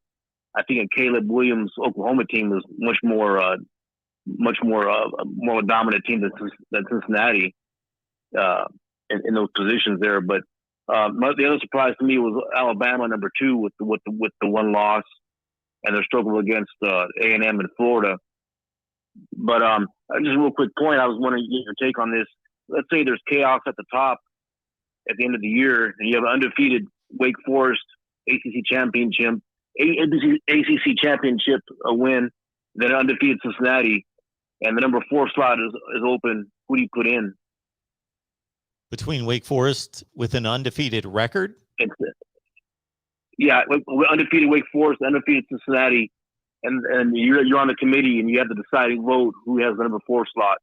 Yeah, I've already looked at the schedules, and I ran a video a few weeks ago comparing Cincinnati and Wake Forest. And while their schedules are comparable to date, when it's all said and done, the schedules won't even be close. I would vote for Wake Forest. I wouldn't even have to think about it. Yes, sir. Yeah, I just don't want to see a Cincinnati team in there. Really, until we have the 12-team playoff. I'd be fine with it, but not in this format right now. Absolutely. But I'm right there with you. Well, thanks for your time, sir. Appreciate it. Hey, thank you. Appreciate the call. Have a good night. You too. Thank you, sir. I want to remind everyone that we've got Patreon for $5 a month. So the deal is, if you like to put down a few bucks on the ball games, I pick them pretty well. 13-5 against the spread this past weekend. 107-69 is the record against the spread this season. 107-69. So if you want to do a little math equation, take 69, multiply it by 100. So if you put down $100 on every game, that would be 69 times 100, and then take 107 times 91, because the Vegas payout is 91 cents on the dollar against the spread. So 13-5 last week, 107-69 for the year. Plus you get the 12-pack of selections from our 20 media members each and every week that I, in fact, have to work on after we get done here tonight. Okay, welcome into the voice of college football. Who's on the line? Hello, who's on the line? Keller? Yeah. Keller. Hey, Keller, what's going on? I don't know if we just got done talking about this, but let's say Michigan State, Georgia, the 5 teams that are ranked that are undefeated currently, Wake, Oklahoma, Okay. Georgia. Basically, my point is, which of those 5 teams gets left out if they all run the table? I'd have to go with Cincy, because I just think the committee does not like the group of 5. We've seen how the ACC is treated Clemson with a weak ACC schedule. Yeah, so the last 2 teams that would get in would be Cincinnati and Wake.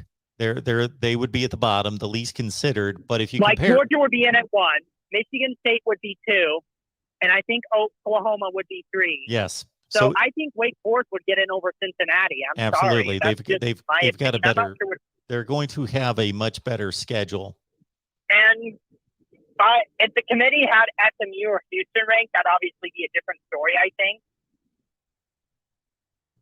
But maybe Houston could get in the top 25 before the 8th American Championship game. And if Cincinnati can get a win over a ranked Houston in that game, then there might be an argument for Cincinnati. But, I mean, I also have a hard time seeing Wake go undefeated. I think they're going to go at least 1-1 between North Carolina and NC State. Yeah, this is all fun conversation about Wake. Really. This is all fun conversation about Wake, but most likely the probabilities are so stacked against Wake winning 5 consecutive games against the teams that they've got to face. But it's fun conversation, and I hope they do it.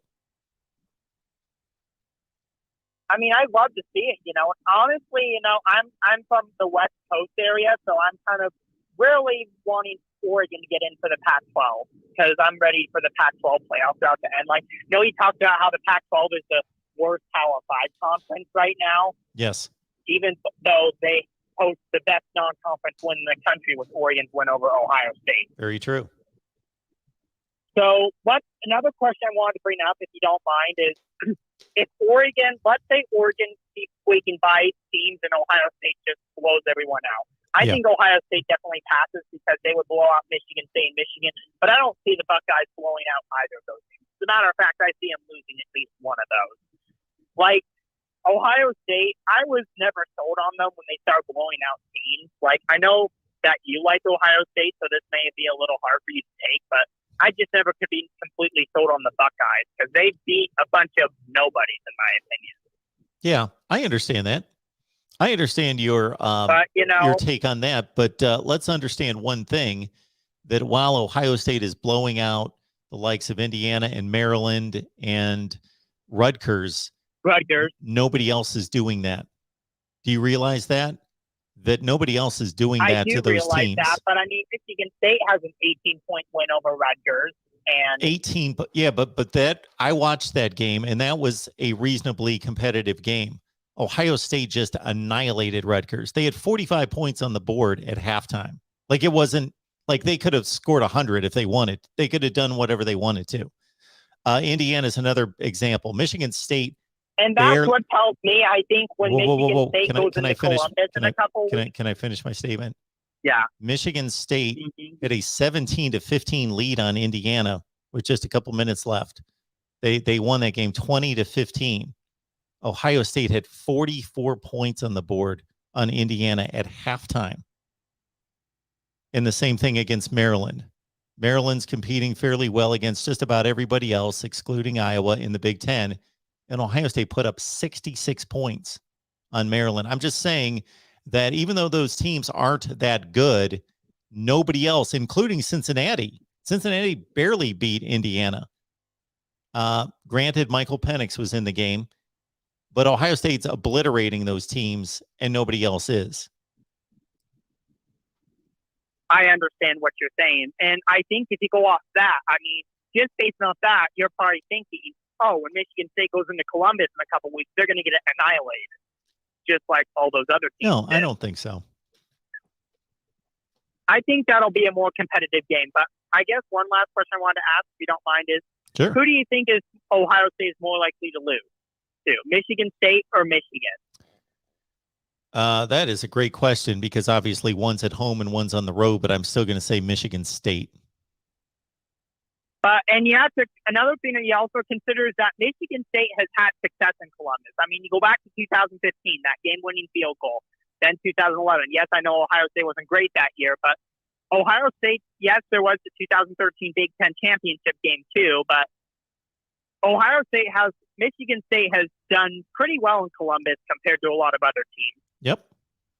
And I know we really don't look at that, but it's not impossible to win in Columbus. Oregon showed that, I mean, I always consider Columbus, Ohio Stadium, the Horseshoe, a really great stadium and a great place to play. And I'd love to go there someday. But I just think I'd like to see, I think Michigan might really want that game against Ohio State that year. I mean, Jim Harbaugh talked about all season he wants to do it. And yes, I know that there's a complete difference between him doing it and him saying it, but I think this could be Michigan's year.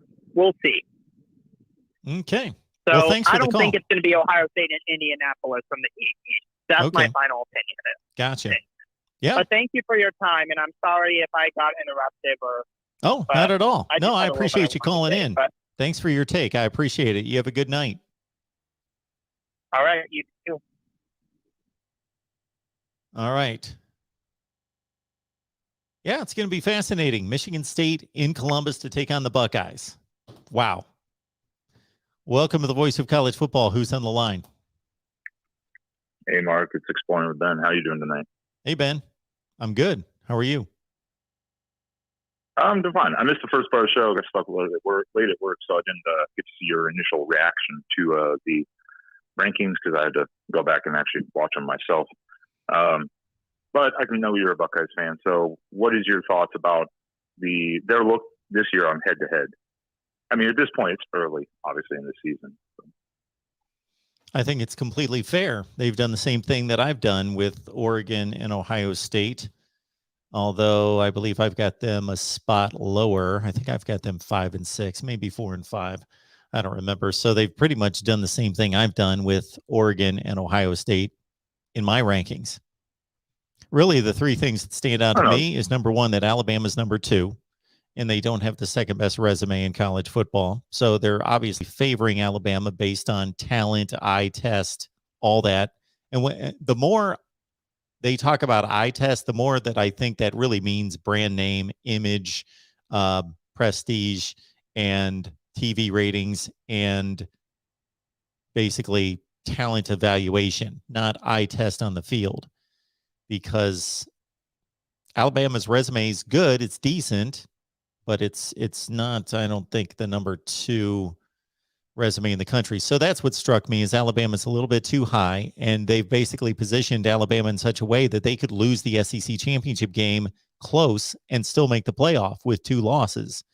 Observation number 2 would be Cincinnati is in a difficult spot, and that was really the team I wanted to see ranked more so than everybody else, because everybody else outside of maybe Wake controls its own destiny. So Cincinnati at 6 tells us a lot, that they're in a tough spot. And then finally, that Oklahoma's at 8, even though they can play themselves up, they're fine as long as they win. It just basically tells us that the committee has not been impressed with Oklahoma, obviously. Oh, no, I mean, and I agree. I mean, I saw Alabama too, and I was kind of like, how? But at the same time, I saw Oregon at 4, and as a Ducks fan, even I was like, I was expecting 6 to 7, to be honest. That's kind of my feel, just because of the inconsistency a bit on the field. So I'm in the same boat. I was a little, with Alabama, I was kind of like, I don't know. But regardless of that, did you notice something? I don't know if you pay attention to it. I know, like, FPI, you go over that all the time. Did you see the comparison with Ohio State and Oregon, the strength of schedule and strength of record differential? I did. I don't know where those numbers are coming from. I don't either. But Oregon's is like way up higher than Ohio State's, which is weird. I don't know if that's because they feel the league is quote unquote more competitive. I don't know where those numbers come from at all. It was like a ridiculously lopsided number in strength for Oregon. I don't know where that comes from. So I'm not really challenging Ohio State's number at 74 of strength of schedule, because their schedule's backloaded. They just finally played somebody really good this past weekend, Penn State, and even their record has obviously taken a hit in their standing. And I don't believe Penn State was even ranked in their top 25. Maybe they were. I don't know. I don't remember where Penn State was ranked, if they were ranked. But anyway, they were 23-ish or something like that. Something like that. I don't know that they were ranked. Anyway, I will say that, I'm looking at this schedule for Oregon, and did they base this completely on them playing Ohio State on the road? Is that why they've got the 22nd ranked schedule in the country? How is that possible? They played Fresno State. Okay. They played Fresno State, Ohio State, of course, Stony Brook, Arizona, Stanford, Cal, UCLA, Colorado. Colorado sucks. They're horrible. They're one of the worst teams in FBS football. UCLA is down to 5-4 now. They're a top 50, 60 team, and they're the second best win they've got. Then they've got Cal. They're no good. Stanford, that's the loss. They're 3-5. Arizona's one of the worst teams in known existence. They've lost 20 games in a row. I am dumbfounded by this number 22 ranking, strength of schedule. Yeah, I saw it. I mean, again, I'm a Ducks fan. Even I was like, well, wait, that doesn't make any sense to me. Because I'm like, yeah, like you say, maybe they're basing off the Ohio State win. But then why is Ohio State so low? Because they went against Oregon. That should almost equal it out. So, yeah, I mean, it could be because of the backload for Ohio State, too, with the strength of record and stuff like that. I see those numbers sometimes, and I'm confused by them because some of them just don't make a whole lot of sense. I don't know where they get those from. I'm not usually confused, but when it comes to this one, I am spellbound. I have no idea. Yeah, because Ohio State on the other side. So Ohio State's 52 spots behind them in schedule strength, and they played each other. So what's kind of odd about that is that if they're ranking Ohio State to be a much stronger game for Oregon than Oregon for Ohio State, but Oregon beat Ohio State. You know what I mean? Like, are they giving Oregon a ton of credit for Ohio State? And I mean a ton of credit, like a top 3 win in the country, but they're not giving Ohio State as much credit for having Oregon on its schedule, but Oregon beat Ohio State. Like, it doesn't make any sense in a sense. And even though, like you say, Ohio State's schedule is backloaded, they have now played Penn State. Minnesota's a 6-2 team that they've got ranked number 20 in the country. The committee's got Minnesota number 20 in the country. So that trumps Oregon's second best win and Penn State. I don't get it. No, I'm agreeing with you. I'm throwing it out there because I'm It's I don't pay attention to those. Just like the FPI. That sounds like a good video. Sometimes those numbers are just. But I will tell you, as you are probably one of the most unbiased Ohio State fans, at least, I'll have to watch your actual reaction, but don't read the comment section because there's a bunch of whining going on. But to all the OSU fans, it'll work itself out. Oregon will probably, unfortunately, lose somewhere along the line, like at Utah, and boom, Ohio State will bump up. Ohio State's schedule is stronger. It'll work itself out. So, to everyone who's worried, relax. Well, are you able to kind of remove yourself from the situation and analyze that? What do you think is more important, the head-to-head or the better resume?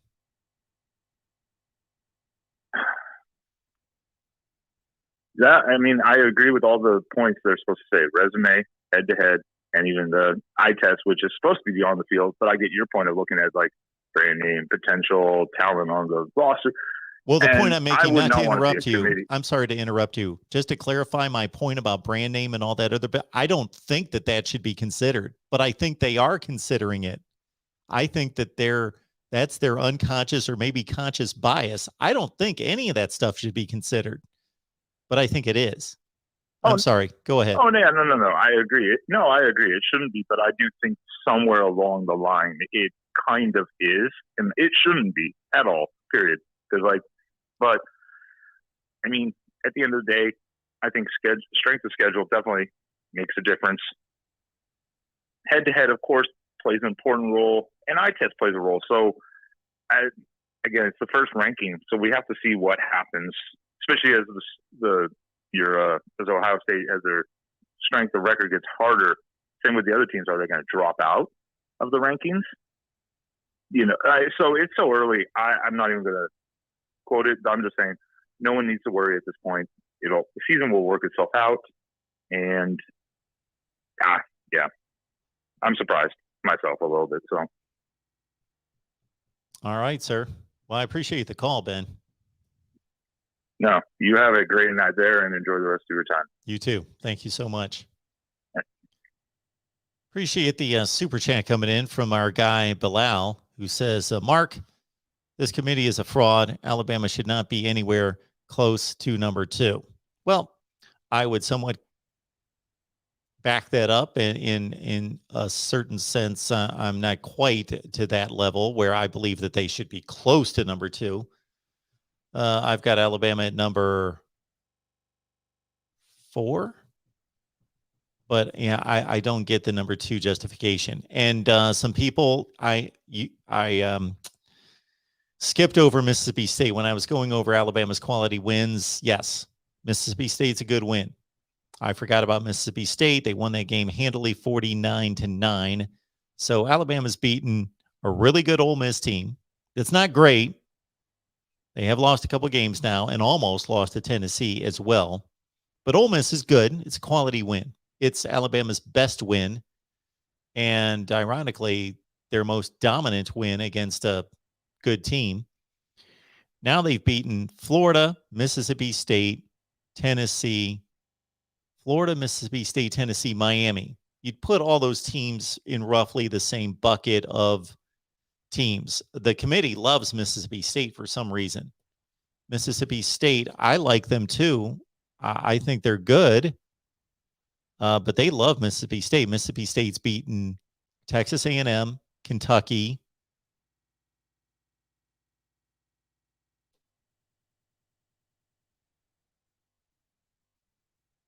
That's it. Tennessee and Kentucky, or I'm sorry, Kentucky and Texas A&M. Mississippi State didn't play. No.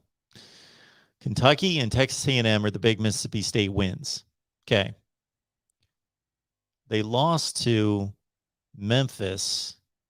They beat Louisiana Tech by a point. Okay. Other Mississippi State win, North Carolina State. So Texas A&M, Kentucky, North Carolina State. 3 good wins for MSU. But they lost to Memphis. They got annihilated by Alabama. And they barely slipped by Louisiana Tech. They also lost to, who they lose to? LSU. So a little high on Mississippi State is the committee. A little bit.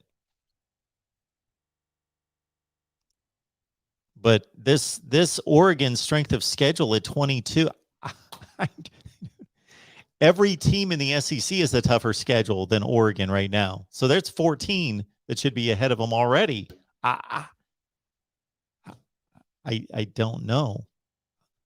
I'm going to have to look up strength of schedule tonight.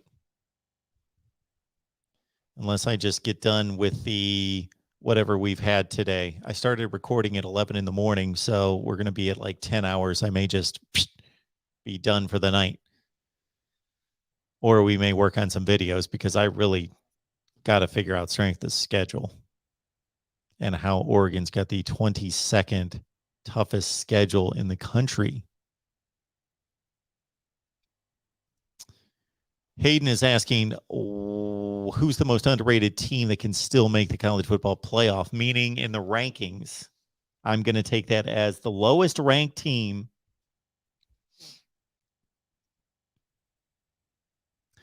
I believe, I might be wrong about this, but I believe the lowest ranked team in the initial rankings that made the playoff, and this would be a great video to cut as well, which I can't do it tomorrow because I'm slammed from like 10 in the morning to 10 at night.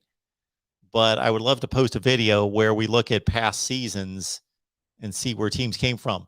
2014 Ohio State, I'm almost positive they were only like 14, something like that. But we'd have to go through all the teams that made the playoff and see who was the lowest ranked in the initial rankings that still made the playoff. Okay. The college football playoff rankings. Here we go. The lowest ranked team that could still possibly make it. Okay, let's run it down. Georgia, Alabama, Michigan State, Oregon, Ohio State, Cincinnati, Michigan, Oklahoma, Wake Forest, Notre Dame, Oklahoma State, Baylor. Okay. How about Auburn? Auburn and Texas A&M are both 6-2. Auburn only has 1 loss in the SEC. Texas A&M has 2 losses in the SEC, but Texas A&M also has the tiebreaker against Alabama.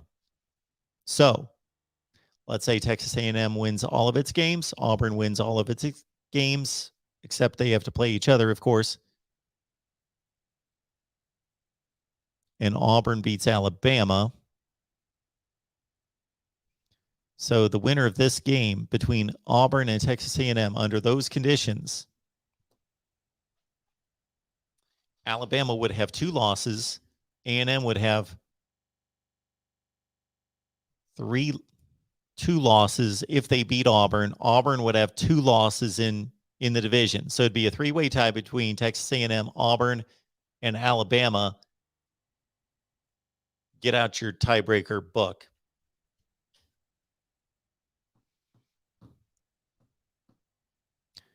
They would all have the same division record as well because they would have all lost the games in division. So they'd have the same division record. I think Alabama would be odd man out automatically because they lost to the other 2 involved in the tie. So that's a scenario in which Auburn could get to the SEC championship game, and so could Texas A&M. So Ole Miss has lost 2 games in the SEC, and they lost to Alabama and Auburn. So it's going to be tough for them, having already lost to 2 of those. But they could. So the group of Auburn, Texas A&M, and Ole Miss, Hayden, to answer your question, are the lowest ranked teams that could make the playoff. Kentucky cannot make the playoff. They've lost 2 games. Yeah, they're done. Yeah. So there you go. That is my answer for you. The 3 teams in the SEC Western Division. They're all basically in the same bucket. And Auburn's got a leg up because they lost one of their 2 games out of conference against Penn State.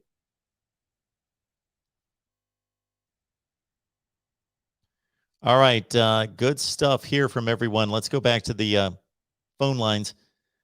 Welcome to the Voice of College Football. Who's on the line? This is Nick.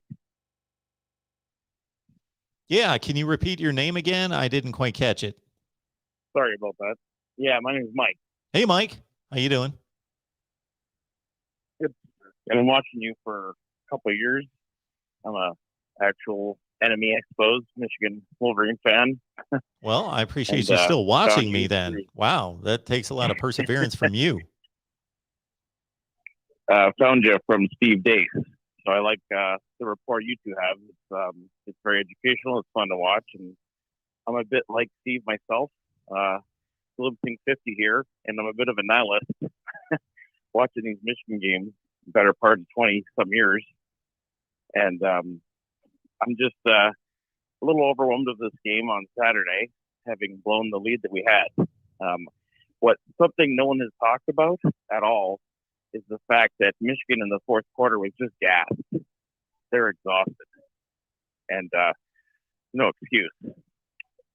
But that's what just destroyed me and the fans, and I'm sure the team.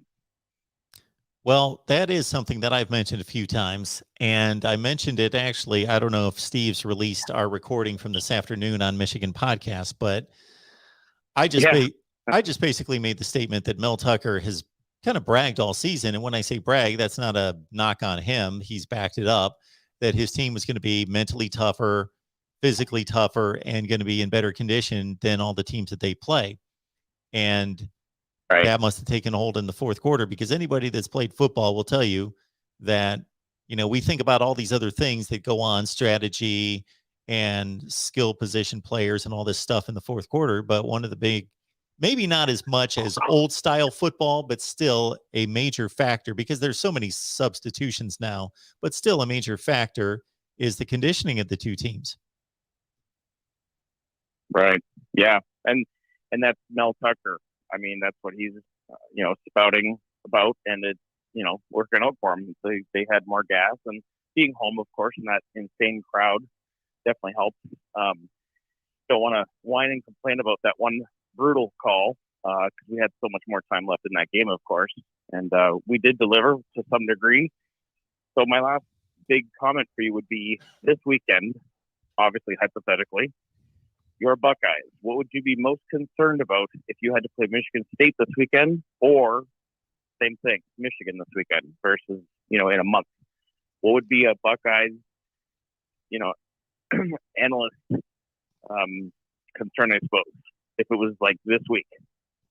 Okay, for Michigan State, even though I respect their defense, they're bend but don't break, and I think that they do a nice job of tackling in space. Right. They compete for the football on the outside. All those things, I would not be that concerned about the defense. Not that they wouldn't be able to compete, but Ohio State's offense is overpowering. As long as they executed in the red zone and did not kick field goals like they did against Penn State, I think the offense would be fine. The concern would be the defense. Even though that Ohio State's defense is improving considerably, they have not faced Kenneth Walker. And the combination of Kenneth Walker and those 2 outside receivers, Reed and Naylor, when Peyton Thorne's on, which he wasn't totally on against Michigan, but when he was on, he made some throws. He made that 4th and 4 throw that was beautiful. It was a dime. Ohio State could get torched by that Michigan State offense. Right. Interesting. and vice versa to the Michigan point. I think I back in the day I played high school football like a lot of us did. I played offensive line, and it all starts with that. And if you're not consistent, you're not going to compete against the big boys ever. So my concern would be that, of course, and then of course having juice in the fourth quarter, and of course last week not kicking more than 3.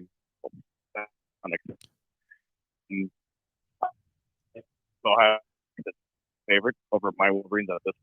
Most years I'd probably 14, 18-point favorite. But I feel there's a chance, a palpable chance to actually beat the Buckeyes. Again, I'd give them a sizable favorite, of course. And I'm sure Vegas will for that very purpose, just to kind of, tempt folks to place bets. But, it's that fourth quarter last 3 days ago. I just was like, who is this team? And I was actually afraid of it when I saw everyone raise their hand fourth quarter. For some reason, I'm like, how are we going to manage to lose this? Are we going to do that to ourselves again? And sure enough, that's what happened. So lastly, what would you say about Michigan if we played them this weekend? Is it the same thing as Michigan State or not at all? Is it a different strength that they would provide to the Buckeyes, do you think? When I looked at Michigan State before they played, I just looked at these teams and I thought they're very similar teams. Right. They both have top 2 to 3 offensive lines in the conference. They both, even though they're fairly unheralded players, especially Michigan, because they haven't thrown the ball as much, so their wide receivers haven't put up the kind of numbers that Reed and Naylor have. They showed in that game how good they are. And obviously the 1-2 punch of Haskins and Corum up until this game was nearly as effective as a tandem as Kenneth Walker. The two quarterbacks are fairly similar, although I think Peyton Thorne is more elusive and a little bit better runner and just more elusive, not necessarily that he looks to run, but he can avoid more contact and pressure in the backfield. And up until this game, I would have said that he was a better passer, but I tell you, Cade McNamara, I was super impressed with him threading tight windows. His anticipation. There was one throw that he made down the middle that I don't think anyone made a whole lot of, really blew up as some amazing play. But to me, he had a helmet in his chest and he delivered a ball in a tight window that, sometimes you get amazed when you see the quarterback and where the receiver and the defenders were when the ball's coming out of their hand, to really understand and appreciate how much anticipation it took to know where the receiver is going to be, not right now, but where he's going to be in 2.5 seconds and where those defenders are going to be. And he made a couple throws like that I just thought those are NFL. Those are throws that you see Brady and Rodgers make on, and I'm not elevating him to that level by any stretch because they make them every other play, but made those kind of throws. So he was a much better player on Saturday than I've ever seen before. Right. And if he keeps that play up, that will keep JJ on the bench. Yeah. Well, it should. So, you'd think. This is why this is the year with so much parity. It's ridiculous. I mean, 1 through 10 easily is just, I've never seen this in modern, last 10, 20 years maybe, where every single team is so decent in their own way. This is the year, I don't know if you agree, where that 1 through 8 playoff. And I'm not just saying that because of my Wolverines. I'm not just saying that because they're holding 7th, barely. Or even 8 for that matter, after last weekend's loss. But could you imagine a 1 through 8, 2 through 7, and just work its way out? That would be amazing. Oh, it'd be phenomenal. I'm the guy that always argues for the 18 playoff, but not based on competition. So the argument you're making right now is it would just be a phenomenal playoff, and I completely agree. I make it based on fairness. Even if we had 50-0 blowouts in other years in the first round, I would still say this is what is fair and this is what is just to represent all the conferences, et cetera, et cetera. But you're right. This would be the year that we could anticipate the games would most likely be great.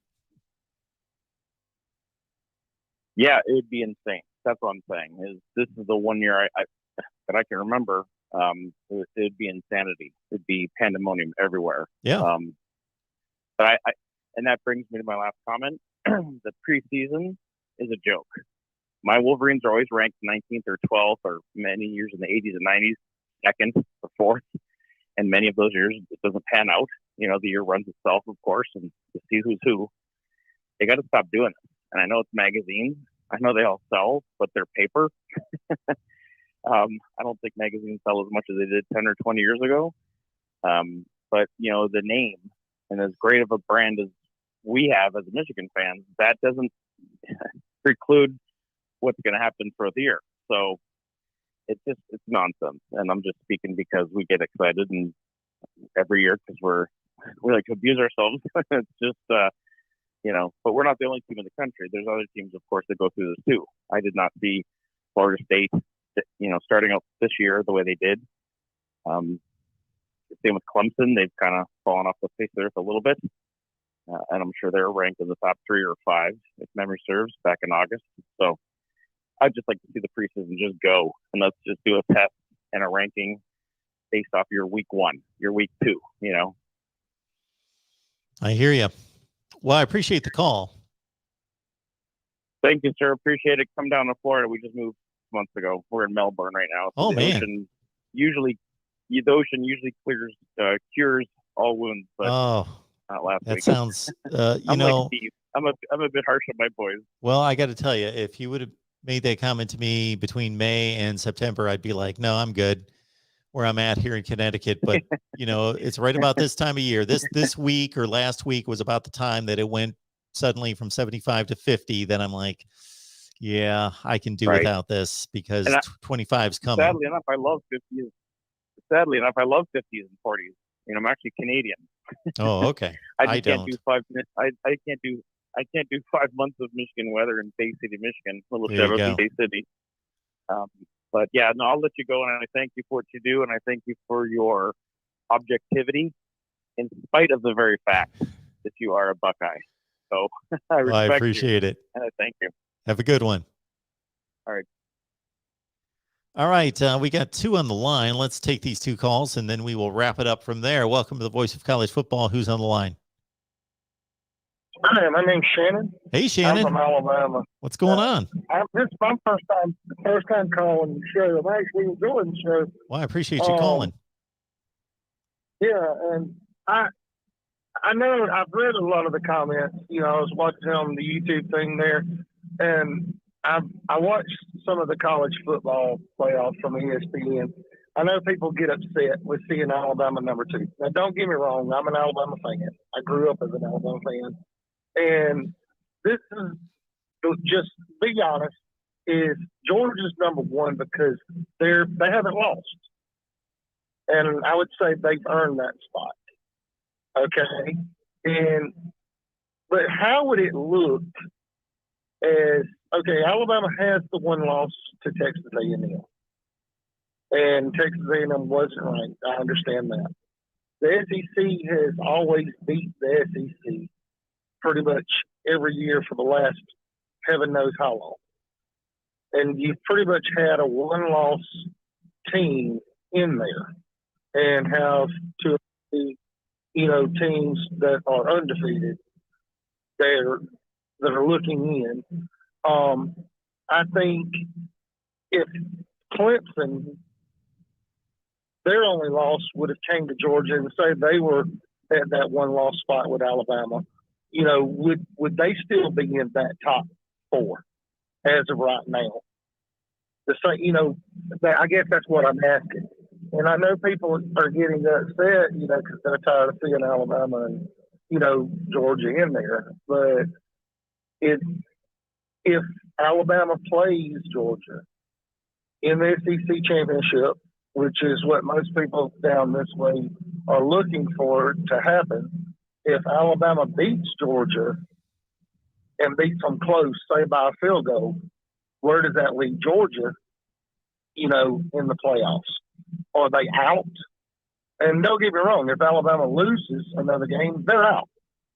I would be more concerned as an Alabama fan of us losing to Auburn than Georgia at the moment, just because of the kind of atmosphere that game brings. You see what I'm saying? Sure, I see what you're saying. Here's the deal for me is that the only reason I have an issue with Alabama not being the number 2 team is that I don't believe that the resume is number 2. I've got them at number 4, but I do believe that Alabama is the second best team in the country. So there's a difference there. I believe Alabama is the second best team in the country. I just don't think that they've proven it or earned that based on their resume right now. I'm like you. I have Alabama at number. As far as my pick, I'm a diehard Alabama fan, but I still put us at number 4, maybe even number 5, because we have to play Georgia. But in the SEC championship game, we still have to play Auburn. I believe that if Alabama wins out, they're in. But they're going to have to win out and beat Georgia to get in. Probably. I think that, Georgia's pretty much in. I don't think really they can pretty much win their regular season schedule the rest of the season. It's just what's going to happen in the SEC championship game. If Auburn wins out and beats Alabama, I know it comes down to that 3-way tie, but I believe Auburn will be going to the SEC championship over Texas A&M, because I have a feeling Auburn's going to beat Texas A&M.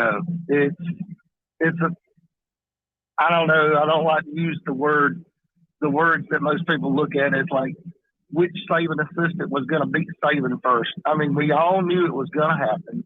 I just figured it was going to be Kirby Smart to be the first one to do it, and not Jimbo Fisher. But it is what it is. I believe that if you in watching that Alabama Texas A&M game, it was all going to boil down to who came down to who had the ball last. And that's the way the Alabama-Georgia game's been the last 5 or 6 times that they played each other. It's who's had the ball last has won that game. That's the way it's been.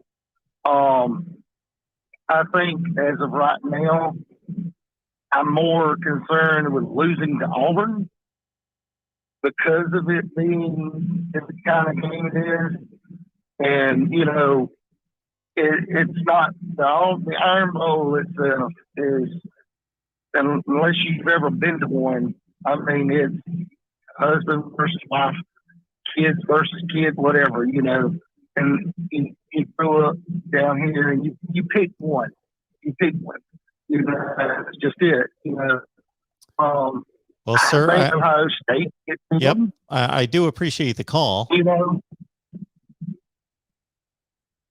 So thanks for calling into the show. We appreciate it.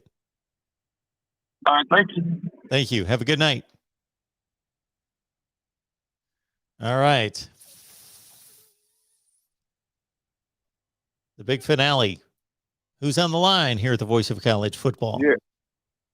Yeah. Hi, my name's Willie. I'm from Ohio State. Hey, Willie. 78, and I watch all college football. I'm 73 and retired. I got 50 big screen, 3 50-inch big screens in my living room, and I DVR and watch all these games on replay. 2 things I'd like to talk to you most about, although that caller from Alabama I thought was right on, but he failed to mention that Alabama barely beat Florida this year because of a 2-point conversion. Sure. And they're still ranked number 2. Now, as far as the Michigan State game go, Michigan, Harbaugh is their version of John Cooper. He takes good players and manages to lose games. Now, that game against Michigan was the first game all year their quarterback has hit any passes, and he really never hit any over 15 yards if you look back at the tape. He had a 93-yarder that traveled about 8 yards, and the guy ran the rest of the way. He's really no threat to pass. But yet, Michigan's defense played 2 deep safeties the entire game. instead of one safety and the other one at the line to stop the run. If you're going to play Michigan State, you need to stop the run. Anybody that knows college or pro football, the first thing you got to do is stop the run. And Michigan, for some unknown reason, kept 2 deep safeties even when they were in running situations. And I was just confused how, and I mean, I personally think if Penn State is healthy the way they played against us their last game, that they're probably the second best team to us in the Big Ten. When they play Michigan State and Michigan will definitely be lucky to get a win. Michigan barely beat Rutgers by 7 points. They would have lost to Northwestern if Northwestern wouldn't have fumbled running out the clock. Michigan State hadn't beat a team with a winning record till they beat Michigan. Michigan State's quarterback threw for less than 200 yards. And they have a couple decent receivers. But you do not need to play 2 high safeties. If you play Michigan State, put your guys on the line and stop that guy and make him throw.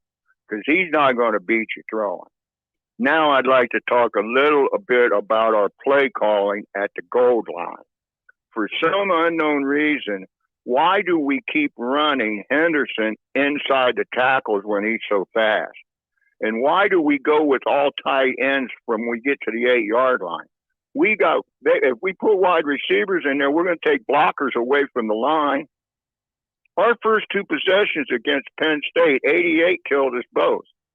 First he fumbled, then he missed that block, and 23 got it like an 8-yard loss. So we went the whole first quarter without a touchdown. We usually get a touchdown in like 3 or 4 minutes. We didn't get a touchdown in the first and fourth quarter in that game. Now, a lot of that had to do with Penn State's defense. Penn State's probably got the best defense in the Big Ten when they are healthy. And their quarterback is healthy, and they're not turning the ball over. But our play calling inside the goal line, down by the goal line was just terrible in that game. I mean, when we kicked 4, I can't remember the last time we kicked 4 field goals. Maybe you could tell me, but I sure can't remember one. And if you look at CJ, another problem is CJ Stroud. What is his rushing totals for the year? I don't think he has 70 yards rushing. And if you've got a quarterback that is not a threat to run in today's college football, you've got some issues there when you're playing good teams. I mean, there's been several times where he's been able to run and he hasn't ran the ball. And he could have easily ran for yardage. So I was just wondering what you think about all that. Well, in regards to Ohio State's performance in the red zone, I certainly think that to get a back like Henderson's talent on the perimeter makes sense, but there are certainly plays that are designed, trap plays and others, to spring a fast running back through the middle. So you do have that. You make a good point about obviously spreading out the formation and taking defenders away from the box. So spreading out the defense, the Detroit Lions were the first ones to do it with Barry Sanders, where they basically spread you out, and that just created natural running lanes for him. So, I get your point there. Ohio State doesn't like to kick field goals. Ryan Day doesn't like to kick field goals unless he's forced to. And in those situations, he had 4th and longs and had to kick the field goal. In the last one, obviously, he was extending to a 9-point lead. And that's the reason he kicked that field goal. I, like you, have said the entire season, ever since I saw Penn State play Wisconsin, that I thought that they had the best defense in the conference. But they are beat up a little bit. And we'll see what they do with little incentive to win the division the rest of the year. Those would be my basic thoughts, sir. What about Michigan State running double high safety, or Michigan running the double high safeties the whole game against Penn State or Michigan State, and not putting that guy up in the box and stopping their running attack? Their whole team is based. They're up 16 points in the third quarter. Sure, that reminded me of John Cooper. I mean, that Jim Harbaugh, I hope he stays at Michigan his whole career because I don't know what he's doing up there. Well, I mean, he's got a decent team. He's got a receiver that gets 100-some yards that didn't even have a catch going into that game. I mean, where's that guy been all year? Exactly. Yeah, he was lethal. I mean, I just didn't. I mean, I don't understand. What would Ohio Stadium do if they took out C.J. Stroud in that Penn State game and put a backup in, and the guy fumbled his first snap, and then they put him back in the fourth quarter and he fumbled again and they got a touchdown? I don't think any coach in America would have put that guy back in. Well, now I'm not saying that lost the game because Michigan State still had to drive for the touchdown. But come on, those coaching moves like that. Yeah, but to be fair, one of those two times, first of all, number one, they've been playing McCarthy the whole year. So he has been getting meaningful snaps against good teams. So that's not anything that they've done or did in that game that was any different than any other game. Now, you can question it, and I have as well, because he did fumble twice. But you also have to understand that one of those two times, the Cade McNamara was in the medical tent. So they had to have him on the field. So that's what happened there. Well, I appreciate the call, sir. Thank you so much for the call. Okay, and Call I back like anytime. your show. You do a great job. I listen Thank to you. it every day. If I miss it, I tape it. I appreciate that so much. I appreciate that. And thanks so much for the call. Call back anytime. Okay, thank you. And that was going to be our last call, but we got one more on the line, so we don't want to keep this person that's been waiting for what I see is 4 minutes. So welcome to the Voice of College Football. Who's on the line? All right, Mark Rogers, we got plenty to get to here in college football this evening. Oh, boy. I don't know that we have plenty to get to. I think we've got as much as we can get to in maybe a minute or so. Well, all right, let me try to make this brief. I haven't been able to get a hold of you the last couple of times you've been on, so I just want to get to a couple things here real quick. I would be remiss if I didn't talk about this weekend. I will say I'm happy with the Buckeye victory. It could have been more decisive if the red zone execution been there. Positives, I would say, continue to be Travion Henderson. I still like what I see from C.J. Stroud, even though he doesn't run the football as much as we would like. I think the defensive line is getting a lot better. The talent is finally starting to come to the fore a little bit there. Negatives, red zone execution, and, the back seven of the defense is giving up too many plays in the passing game. But overall, I think a solid win against a very game Penn State team. And I think we got good Sean Clifford this weekend, and a probably more healthy Sean Clifford than we've seen in the past. So I'm not necessarily surprised that the game was competitive. I thought 18 points was a stretch as far as the line goes. I don't know if you have any additional thoughts on that. I would agree on all accounts. Okay. I do want to get to Sparty and the team up north. I will say this. I would, by the way, when is your rendezvous with Mr. Steve Dace? Is that tomorrow? We recorded Wednesday this appointment? afternoon. Oh, okay. Okay. He supply you any Built Bars, by the way? He loves those things. I'm sorry. Did he what? Built Bars. You got to try those protein bars. By the way, it'd be a good advertiser for you, Mark. It would be. Built Bar. Any advertiser would be a good one. Excellent protein bars, by the way. Okay. I do want to touch on that game. First of all, I have to say I think Michigan is the better football team. Not that much better of a football team, but I think definitely in that game, I thought that they outplayed Michigan State. Was that, number one, your opinion? Yep, that is my opinion. I think Michigan. Okay, so you think Michigan lost it maybe more than Michigan State won it? Yes, Would you they go did. that far? Okay, all right, okay. It'd be interesting to hear Mr. Dace's opinion. I bet he's still kind of crestfallen after the weekend. Oh, he is. Yeah. I will say this, though. Thorne, the quarterback for Michigan State, is he more Brian Lewerke or Connor Cook or Kirk Cousins? Oh, to me, he's Lewerke. Okay. Okay. He's a high-end Lewerke, or he's, at best, he's Brian Lewerke. No, I'll give it a high end. Yeah, I think that he can throw a better ball and he can drop some dimes. Okay. I think he looked capable. I was really impressed with Walker. Is it me, or does Walker have to be the front runner for the Heisman right now? Yeah, anybody who would not vote for Kenneth Walker for the Heisman Trophy right now, I don't know what they're watching. I would tend to agree. Definitely the favorite for the Doak Walker. I like Bijan Robinson early, but I think right now clearly the best running back, and I think the favorite for the Heisman. I agree. On to the polls, by the way, Mark. I have to say, and I've said it before, Oregon at 4th and Ohio State at 5th. I don't think any Ohio State fans can complain. By the way, is Buckeye Talk tomorrow, Mark? Absolutely. Yes, it is. 1:30. I will be there. It makes sense to me. I mean, I know Oregon's in a weaker conference. I know they have a very bad loss. Are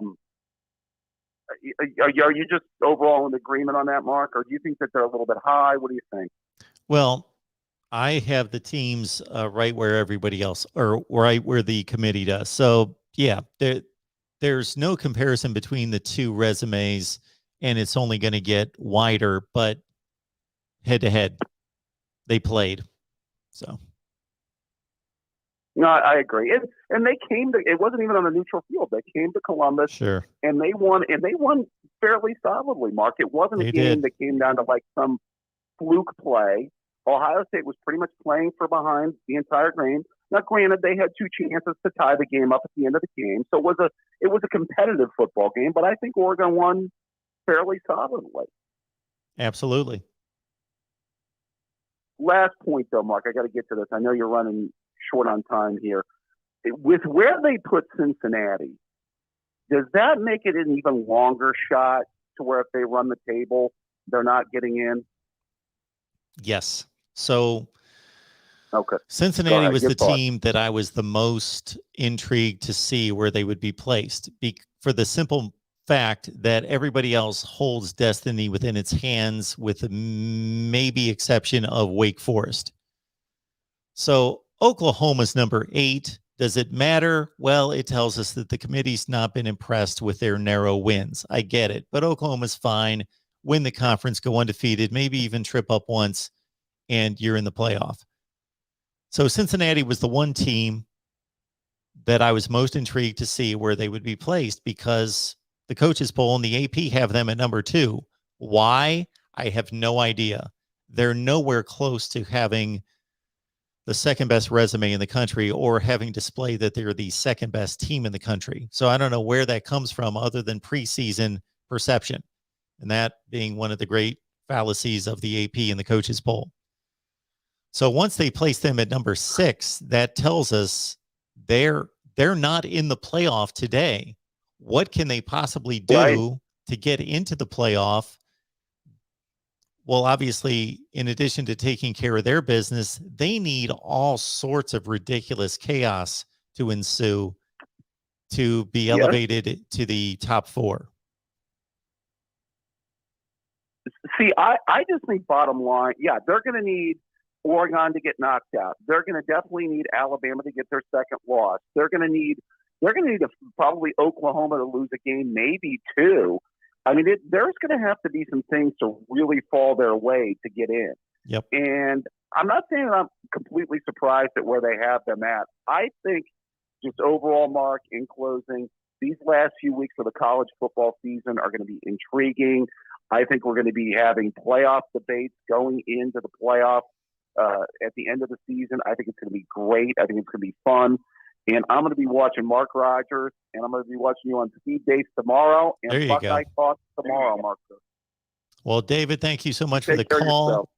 I appreciate it. I'm sorry I tripped on you there at the end of the phone call. I think you cut out, and I thought you had finished. But thank you so much for calling and adding your thoughts and support as always, sir. Talk to you soon, Mark. Take care. All right, everyone, that's a wrap here at the Voice of College Football, but certainly we want to acknowledge the Super Chat contribution from Sudhir DeHoop. Great channel. It's important to keep in mind Michigan State is the only Big Ten team recently to beat Ohio State when the stakes were high for both teams. Go Green.